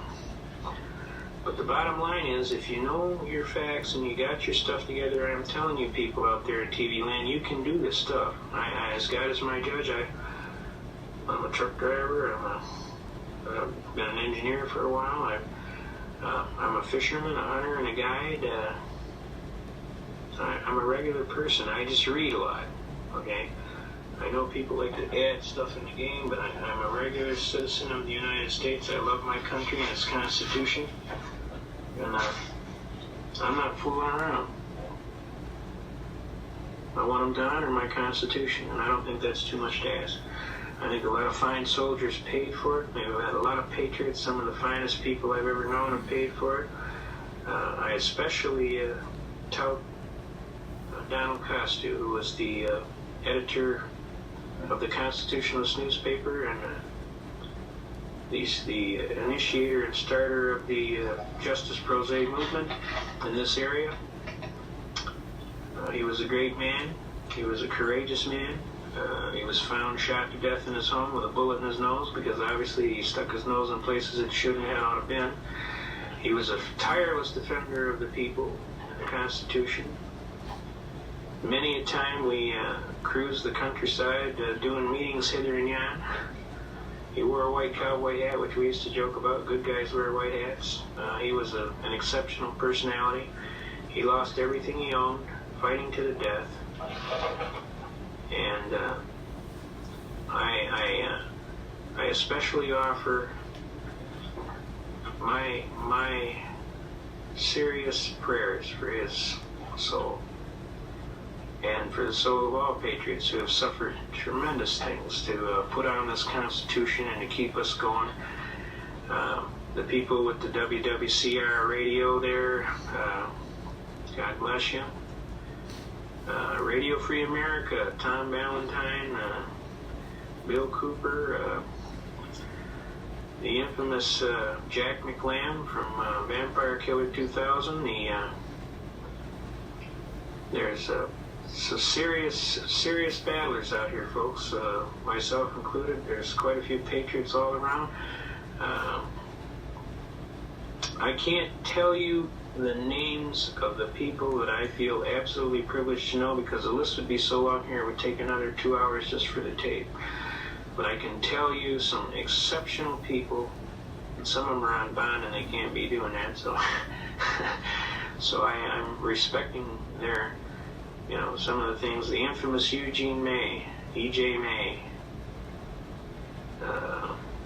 There's just so many. The infamous No Tax Jim, James Gordon Lott.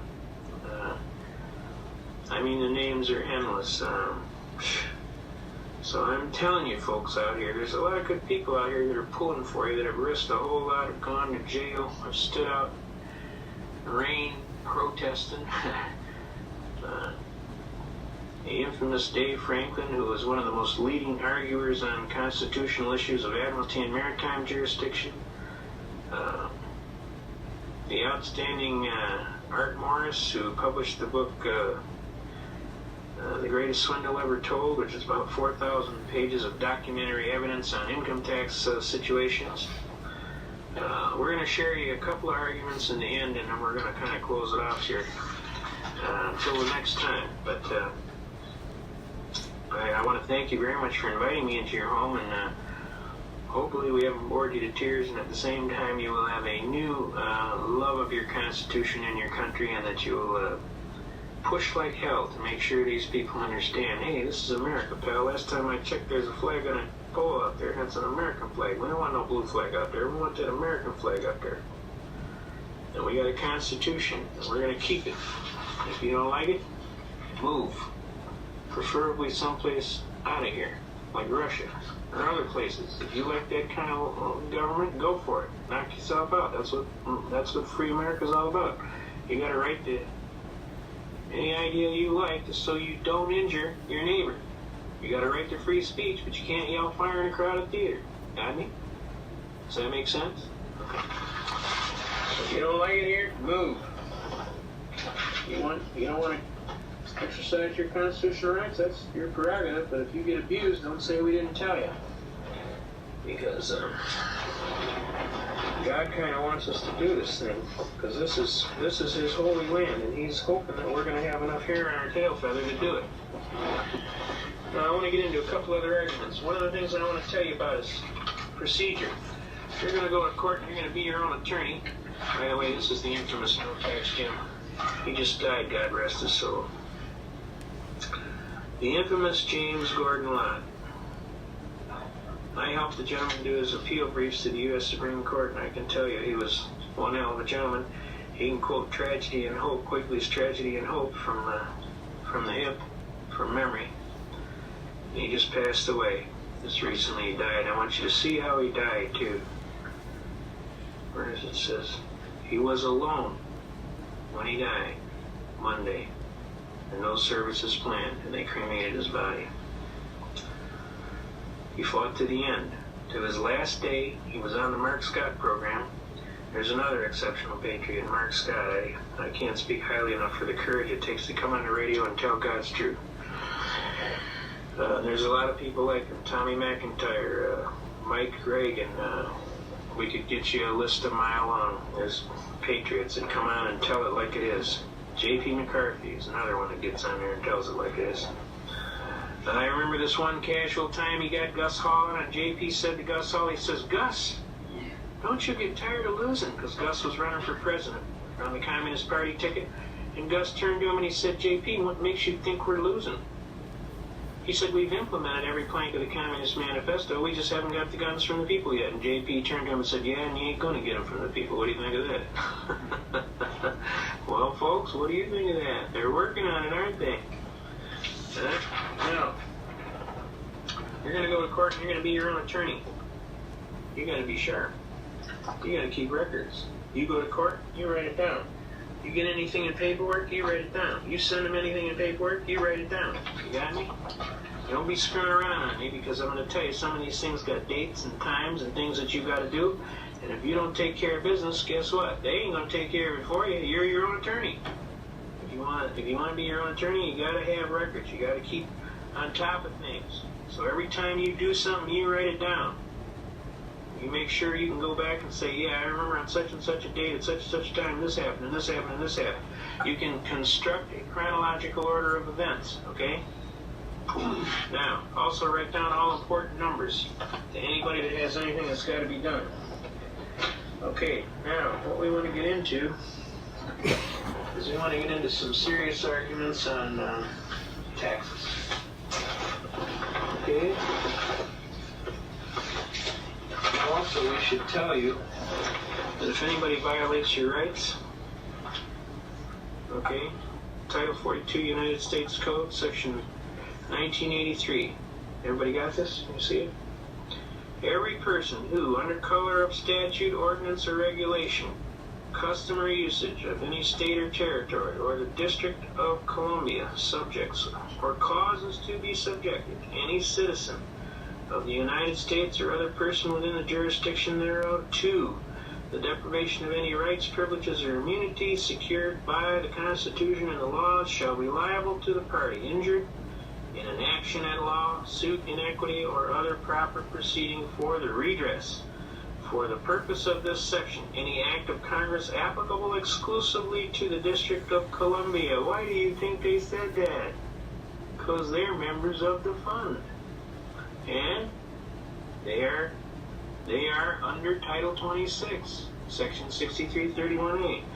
Shall be considered to be a statute of the District of Columbia. Now, does everybody understand about Admiralty and Maritime Jurisdiction? I know you don't, but not a little bit. They have created a duality of citizenship under the 14th Amendment. They're claiming there's common law rights, which everybody gets their Constitution, and there's national rights where you waive all your Constitution. Now, which did you want? Does that sound like a good deal? Sounds like you're being ripped to me.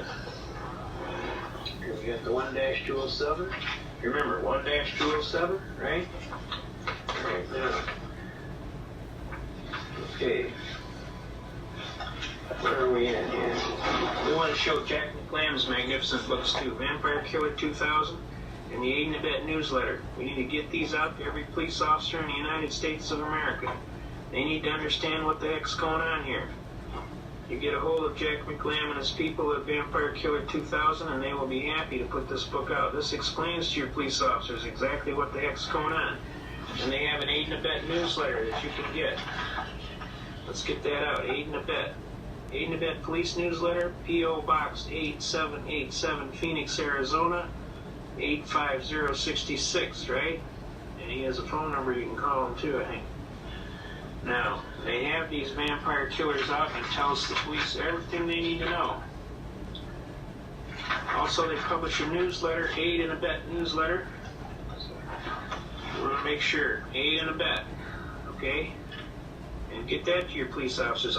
What I like to do is when a police officer busts me for something, what I like to do is I like to enroll him in a free subscription.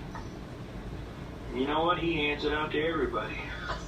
Plus, I'm doing him a service. Now, if you folks don't think this is serious, I'm telling you right now, they are building these work camps, these multi-jurisdictional forces in these work camps all over. Notice that most of them are coordinated between Michigan, Indiana, Ohio, and Wisconsin. And then they got a bunch more out here in the Wyoming, Idaho, Great West. The Great West, and they got them in California. Then they got these detention facilities. Everybody paying attention to these detention facilities? Notice where most of them are, and what they call them is regional prisons. Look at all the ones here in Michigan, Indiana, and Ohio, or Illinois. There's a bunch of little sizes. Yeah, there is. I know there is. They prop up and they call themselves. Okay, and then they got battle groups, United Nations battle groups. I mean, we've had reports of Russian troops being in Michigan all summer. We got positive sightings by people that are retired military colonels and above. We know they were at Camp Grayling this summer. So I'm telling you folks, the time to wake up is now. Wake up, America, before it's too late. Before you lose your God-given rights to some foreign potentate that might think that you look like a sucker. I mean, you want to buy any apples off that cart? I ain't buying no apples off that cart because I know they're all rotten. Okay? Now, we want to get into... the next thing we want to get into is the militia, right? And then we want to get into taxes seriously. And that'll be the close for today. Those of you who have been in militia groups and everybody's getting all panicky, let's understand a few things about the militia. Whether you like it or not, you are in the militia in the state of Michigan. And I will tell you right where it says that. Article 17, militia, right here. What does it say? And this is from the 1850 Constitution, all the way back in our state to the Northwest Territories treaty, they have a militia. But this is an example of what they're talking about. The militia shall be composed of all able-bodied male citizens between the ages of 18 and 45 years, except such as are exempted by laws of the United States and of the state, but all such citizens of any religious denomination whatever who from scruples of conscience, all right? In other words, if you're a conscientious objector, may be adverse to bearing arms, shall be excused therefrom upon such conditions as shall be prescribed by law. May have conscientious objector status, okay? And you go to the 1908 Constitution, just to show you this is the God's truth here.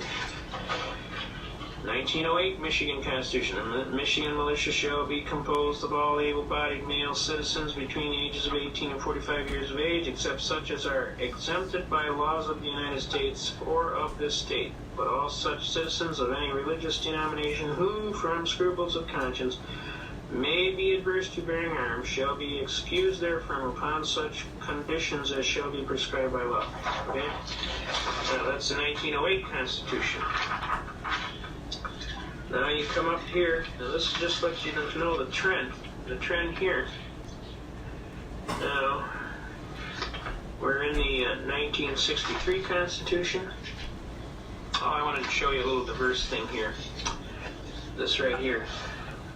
Common law and statutes and continuance in Michigan. The common law and the statute laws now in force, not repugnant to this Constitution, shall remain in force until they expire by their own limitations or are changed, amended, or repealed. So the common law is prevailing.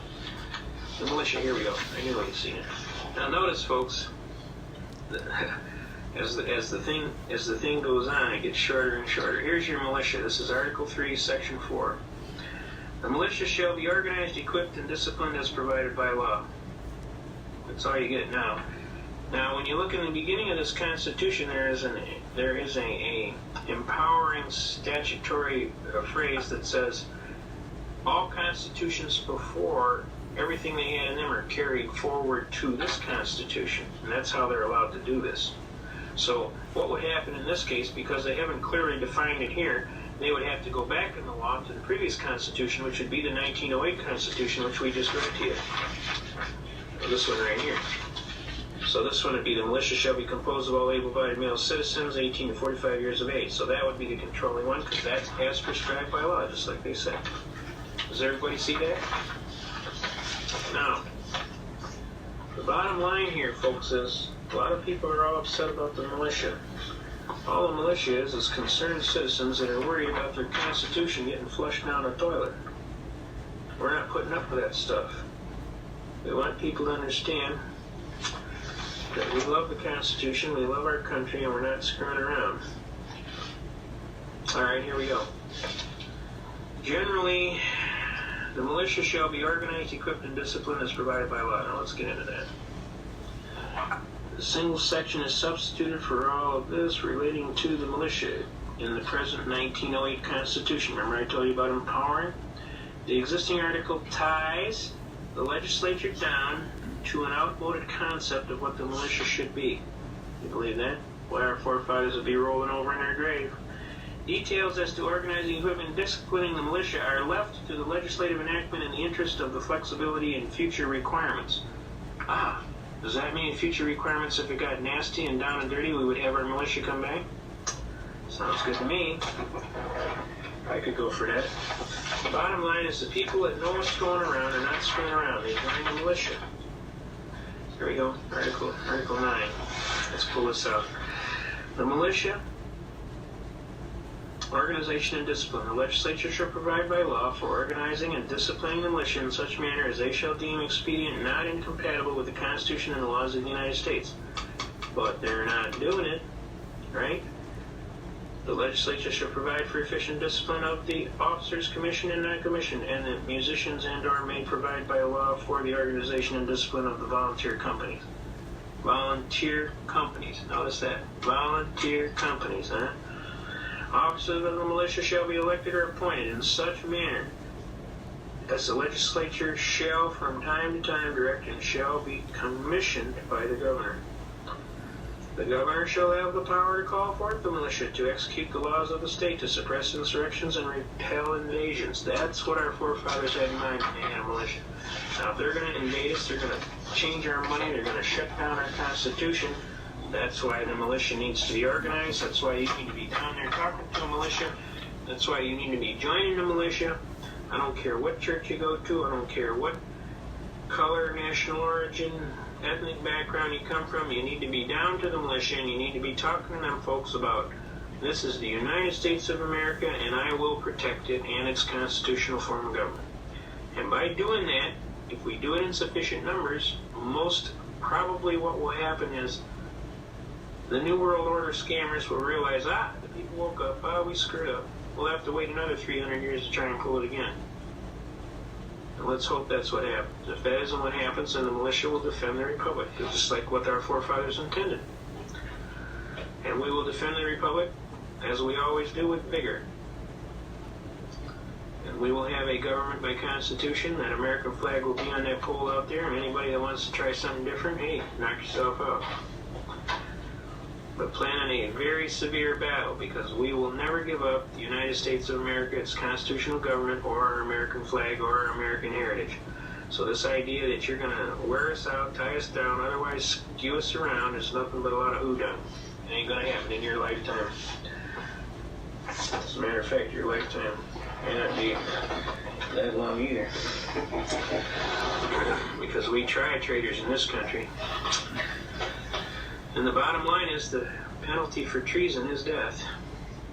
And it's not our purpose to threaten or coerce or otherwise intimidate any person, but we want you to understand that this is the United States of America. This is a country governed by constitutional law, that constitutional law prescribes penalties for criminal acts, and that those criminal acts can be punished by a lawful means.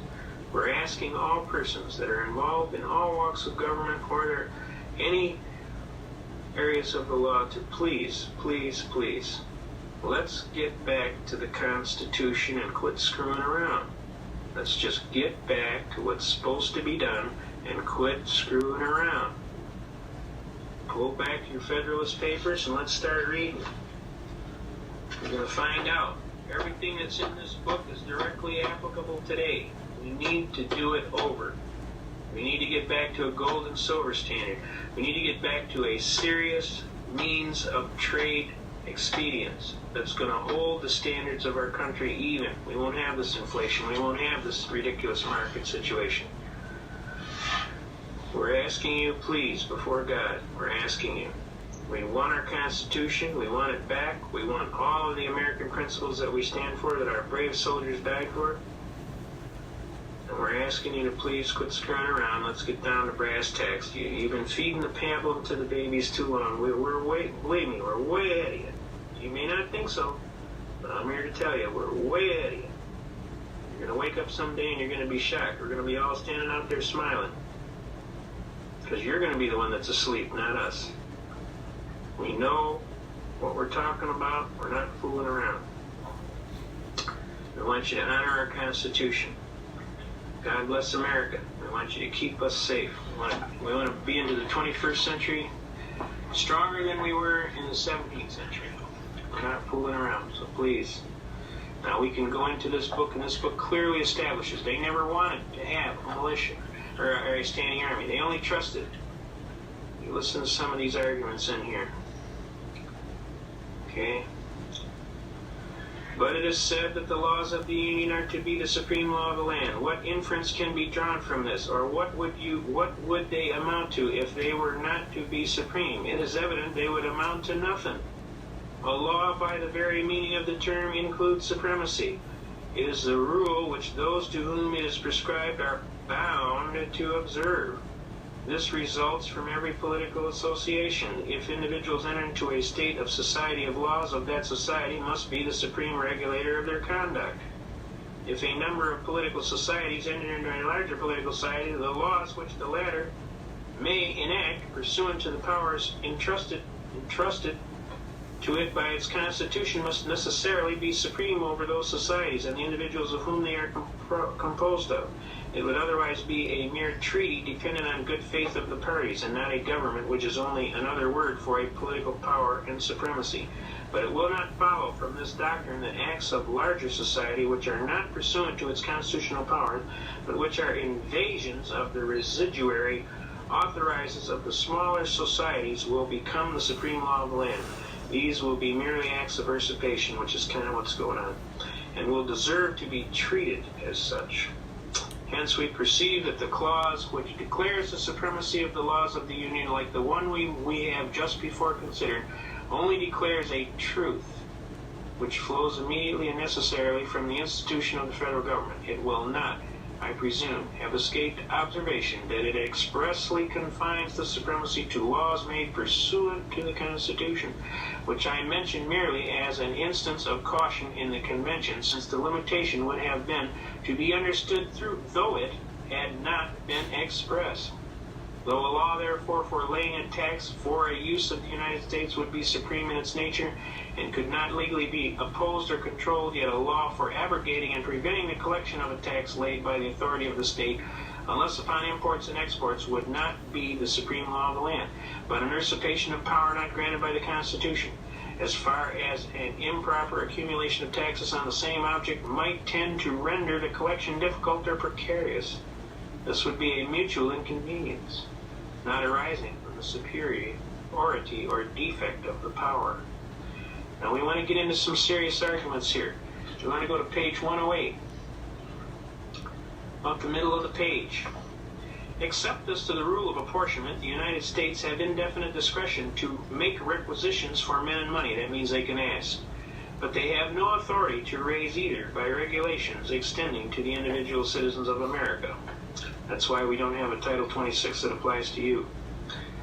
The consequences of this is that, though in theory their resolution concerning those objects are laws constitutionally binding on the members of the Union, yet in practice they are mere recommendations which the states observe or disregard at their option. This is the intent of the framers. Cohen versus Virginia, 632-1821 says this is the exact intent. Is it pretty hard for you to understand what their intent was? They never intended to have an internal revenue, ever.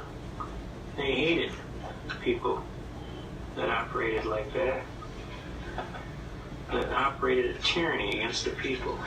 All right, let's get on with this. Wise politicians will be cautious about fettering the government with restrictions that cannot be observed, because they know that every breach of the fundamental laws, though dictated by necessity, impairs that sacred reverence, which ought to be maintained in the breast of rulers towards the Constitution of a country, and forms a precedent for other breaches where the same plea of necessity does not exist at all, or is less urgent and palpable, Publius. And it teaches us, in addition to the rest, how unequal parchment provisions are to struggle with public necessity. You know, I mean, you start reading, you gotta read. Don't sit there like a bump on a log, read. Get all kind of good stuff going here. I could sit here and read this to you all night. This Constitution and the laws of the United States which shall be made in pursuance thereof, and all treaties made or which shall be made under the authority of the United States shall be the supreme law of the land, and the judges in every state shall be bound thereby. Anything in Constitution or laws of any state to the contrary is notwithstanding. The indiscreet zeal of the adversaries to the Constitution has betrayed them into an attack on this part of it as also, without which it would have been evidently and radically defective. To be fully sensible of this, we need only suppose for a moment that the supremacy of the state's Constitution had been left complete with a saving clause in their favor. In the first place, as these constitutions invest the state legislature with absolute sovereignty in all cases not accepted but the existing Articles of Confederation, all the authorities contained in the proposed Constitution. Remember I told you about how they tied them together? So far as they exceed those enumerated in the Confederation, would have been annulled. See that? And the new Congress would have been reduced to the same impotent condition with their predecessors. I mean, these people were wise way beyond their years. And this talks about the militia. They never wanted to have a standing army. Never. They always wanted the people to defend by a militia. They wanted the militia to be there ready to kick tail if there needed to be. They wanted to have a Paul Revere running down yelling, the British are coming, or whoever. Somebody. They called them Minutemen. They call them Minutemen for a reason, because they wanted you to grab your kit and be out on the road in a minute, ready to kick tail and repel all borders. That's the way our forefathers thought. Now, they were wise men who had come from a tyrannical environment in the European marketplaces. They knew exactly what was going on, and they weren't screwing around. And the bottom line is they were deadly serious, and they were ready to sign their life. They pledged their life, their future, their fortunes, and everything so that we could have this Constitution. And I think we kind of owe them a debt, because a lot of them died miserably as paupers because they dared to sign the Declaration of Independence, and the king went after them with a vengeance. Do you understand? Now the bottom line here is we got a duty. We're going to finish this thing up. We want to do some stuff on taxes, and then we're going to be out of here. We're going to do two things on taxes. One is going to be on Title 31 United States Code Section 742, and we're going to rattle it off. If you want the argument later, you'll have to get back with us, okay? Title 31 United States Code, and we're going to quote it. Except as otherwise provided by law, all stocks, bonds, treasury notes, and other obligations of the United States government shall be exempt from state, municipal, and local authority. This exemption extends to every form of taxation that would require either the obligations or the interest thereon, or both be considered directly or indirectly in the computation of the tax. See Memphis Bank versus State of Tennessee et al. Garner. Notice this is Memphis Bank versus State of Tennessee et al. Garner. Everybody got that? That's recorded at volume 459, U.S., page 392. Okay, right here. Can you see that? Okay. Now, what this case is this is a Supreme Court case that says that Title 31 United States Code Section 742 is the supreme law of the land. And it does so on a diversity of tax arguments based on discriminatory franchise of bond holdings. But basically what the Supreme Court said was Title 31 Section 742 was the supreme law of the land. The recorded right in here is exactly what I just quoted to you. Right here, except as otherwise provided by law. Notice it says all stocks, bonds, treasury notes, and other obligations of the United States shall be exempt from state taxation by or under state or municipal or local authority. Now what does this mean? What are they talking about here? This exemption extends to every form of taxation. That would require that either the obligations or the interest thereon or both be considered directly or indirectly in the computation of the tax. This is a unique tax argument. See, when the states went off the Article 1, Section 10 gold and silver standard, you can't pay anyway because of Michigan Compiled Laws Act 21.153. You cannot tender anything other than gold or silver coin to an officer of the government without being a party to a felony. On top of that, how do they figure the taxes? Let's look at our property taxes. This is a big issue. A lot of people get involved with this property taxes. They're tired of being taxed right out of their home. This tax argument is specifically for you. They come to your house, they set a value on your house, they tell you that, your house is worth $100,000, so we're going to tax it at a 50% interest, which would be $50,000. That's a 50% amortization value. We'll figure your house is a $50,000 bracket area, and then we're going to go 7 points on that, 7%, or whatever the percentage is. Now, stop for a second here. How did they figure the value on your house? Well, they said $50,000. There is no dollars. What dollars? You ain't got no dollars. You got dollars? I ain't got no dollars. Dollars of what? Dollars of coffee beans? I don't think so. The bottom line is they talk of Federal Reserve notes, and they're putting the commodity item at the Reserve notes. Now, what did they just do?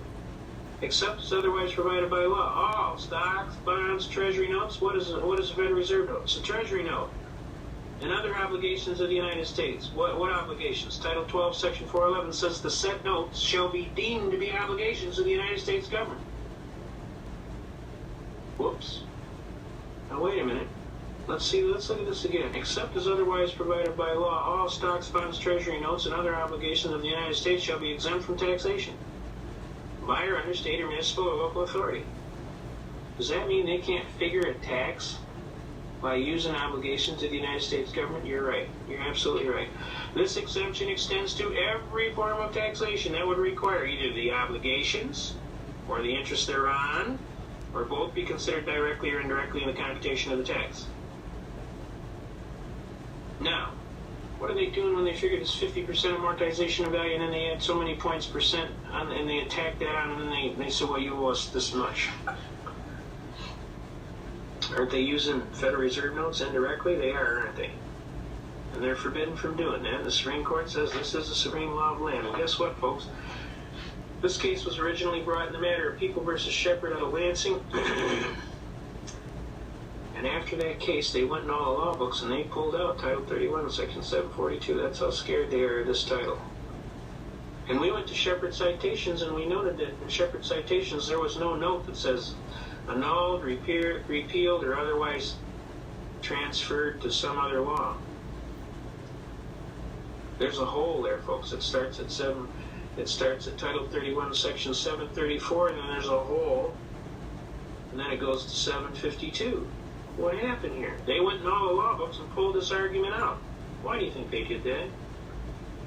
Because every state in the Union that went off the gold and silver standard under Article 1, Section 10 was locked out of you taxing the citizenry in any capacity by the use of obligations of the United States government. That's the only thing you got in your hand, folks. So rather than play that game, they went in all the law books and pulled it out. Then they went in Shepherd Citations, and instead of putting a note down there as to what happened, they just created a void. What is that evidence of? Fraud. Does not fraud void the contract? Last time I checked, it did. Now I want you to pay attention to this stuff and get locked in on this argument. Don't try this until you've at least practiced a little bit. But anybody that's getting jammed on their property taxes or any other taxes for the state, lock their heels. That's all I got to say. Okay? Now, we're going to go into one last argument on income taxes. And I'm not advising you as your attorney. I'm telling you what I have found as a scholar in the law books. I have found these arguments, and if you want to use them, that's your free choice. This is America. Last time I checked, you have a right under the Constitution. Since the Constitution of the United States is the supreme law of the land, we got a unique argument here. It says in Article 1, Section 9, Paragraph 4, most clearly, no capitation or other direct tax shall be laid unless by the enumeration or addition hereinbefore directed to be taken, and that's in Article 1, Section 2, Clause 2, which says income taxes and representation shall be by apportionment, which I will show you. I like to show everybody the rules. Article 1, Section 2, Clause 2. Alright? So everybody's on the same wavelength. Article 1, Section 2, Clause 2. Where are we at here? Article 1, Section 2, Clause 2. Representatives and direct taxes shall be by apportionment among the several states which may be included within the Union according to their respective numbers, which shall be determined by adding the whole number. All right, we got the idea. Article 1, Section 9, Clause 4.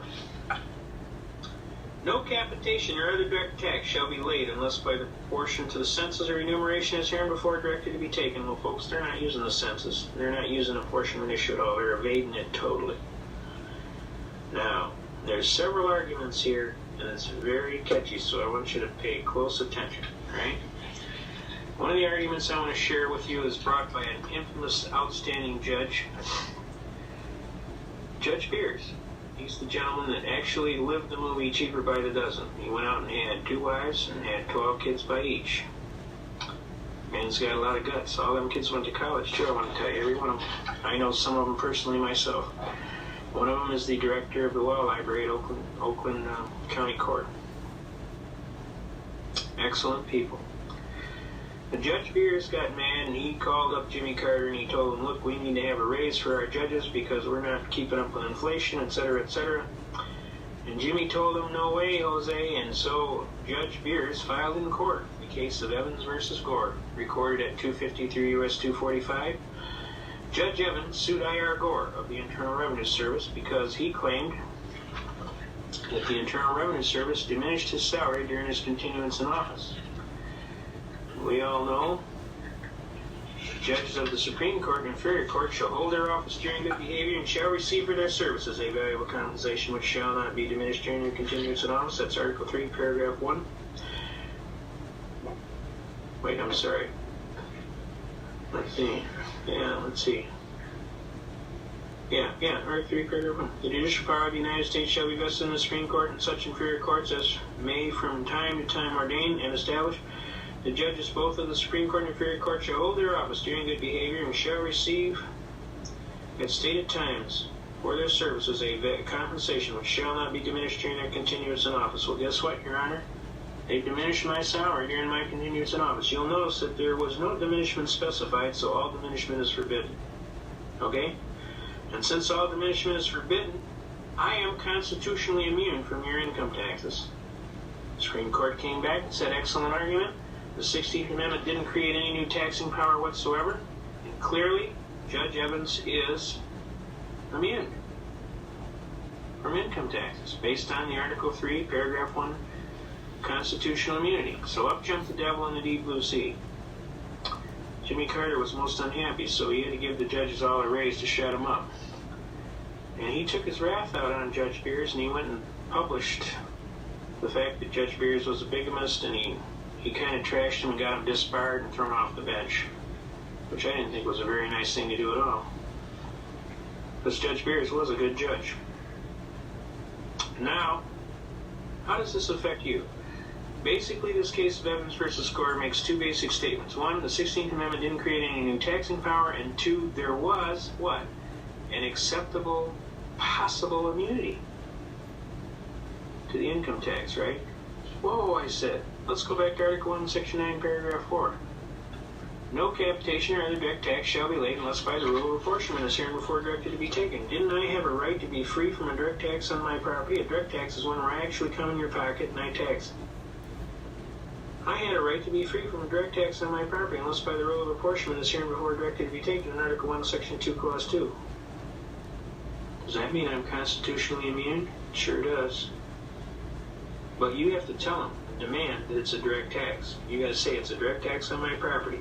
Now what are they going to do? They're going to come around and tell you, this isn't under Title 26, this is under Title 27. And that really you're a coal miner, or you're a miner of some kind, or you're a manufacturing handgun someplace. Well, you ask them, all right, let's see the Form 4456.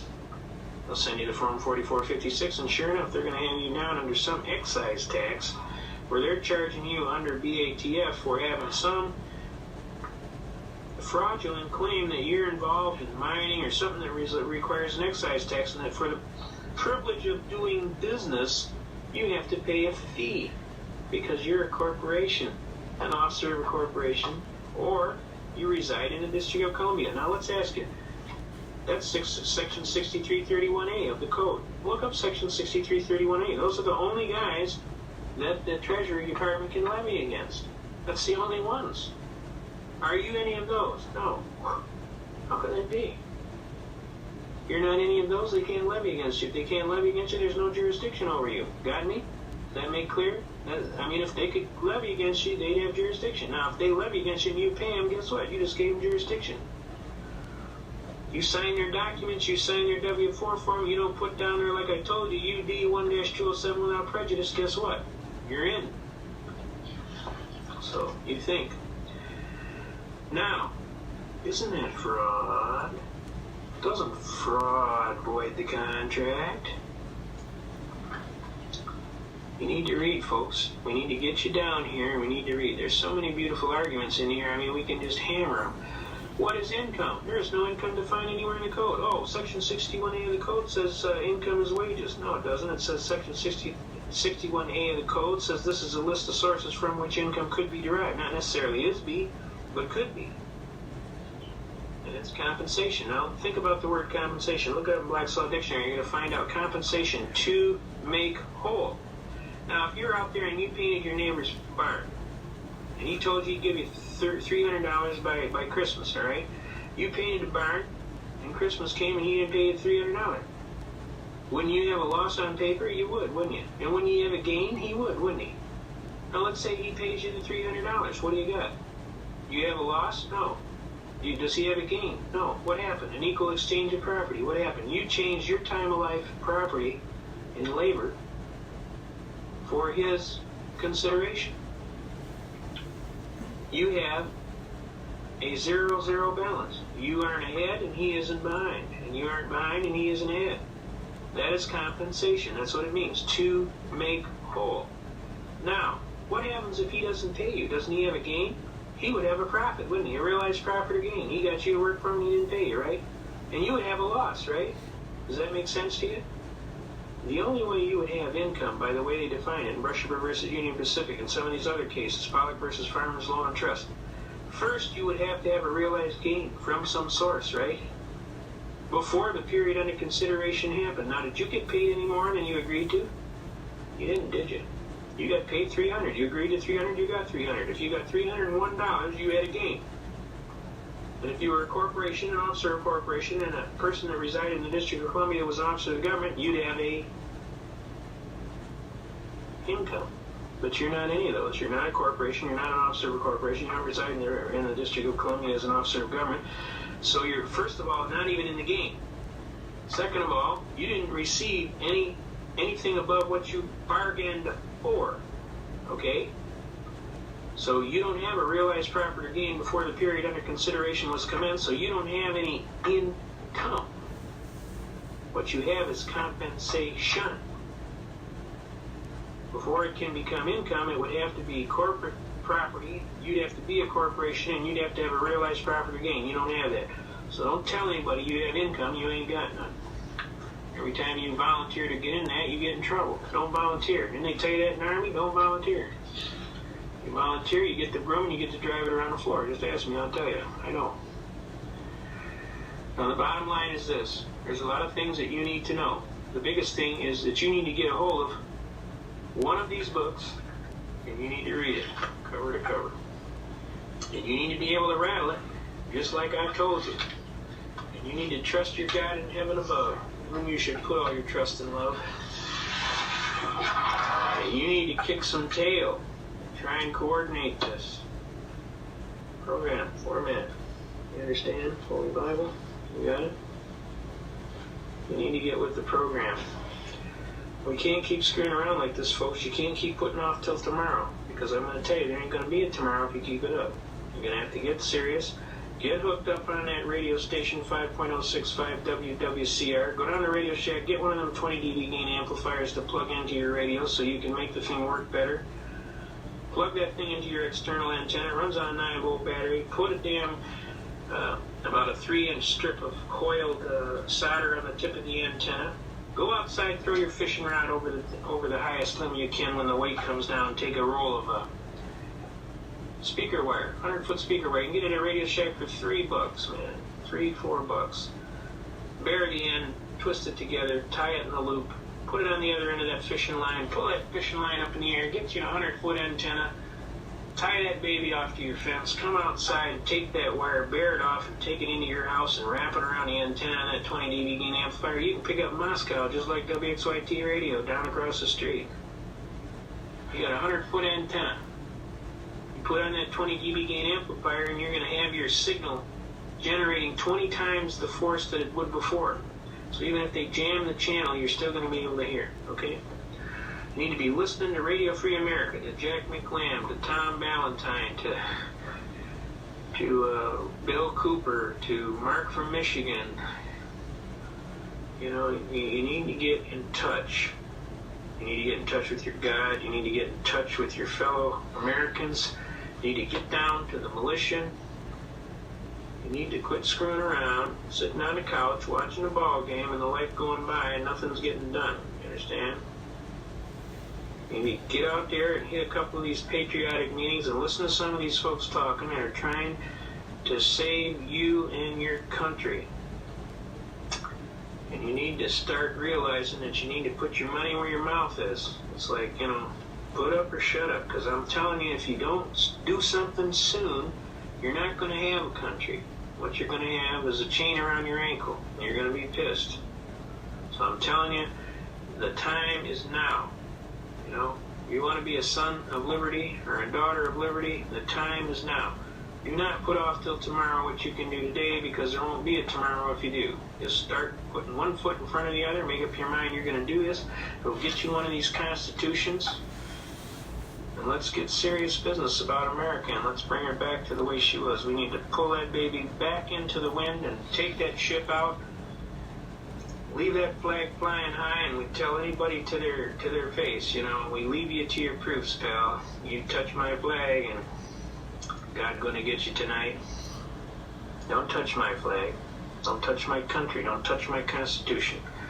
I'm gonna wish you God bless America. We love you, America. I love Jack McLam's phrase, never to the New World Order. It'll never happen in your lifetime. You gotta quit smoking that stuff. It ain't no good for you.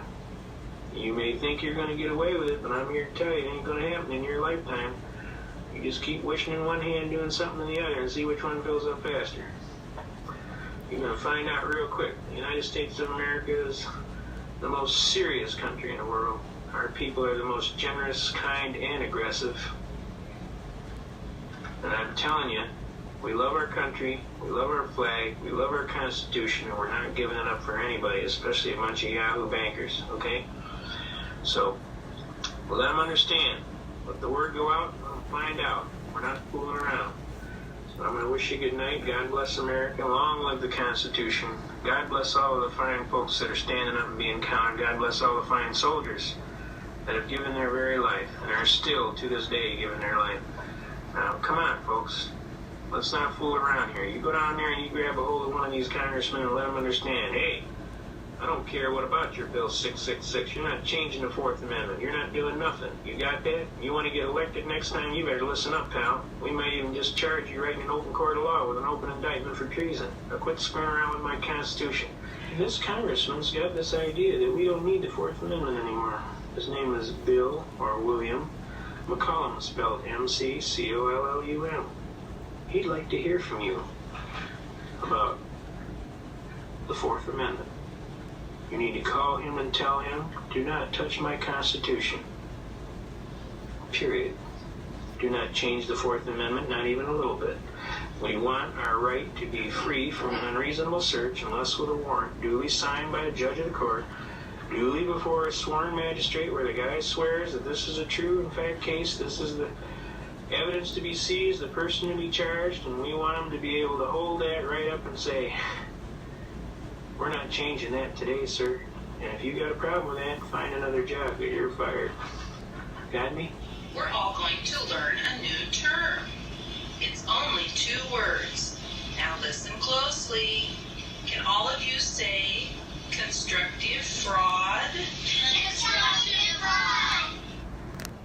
That was Carl Miller, the constitutional man. And he's serious, and when he tells you what he's telling you, it's for your best, and it's all for your good. Learn the Constitution. Apply it. There's a lot of things going on in this world that you guys don't realize. Those camps he's talking about back in 94 there's a lot more of them. So you better learn the Constitution, because it's still going on. Love you guys. Subscribe. Have a great day.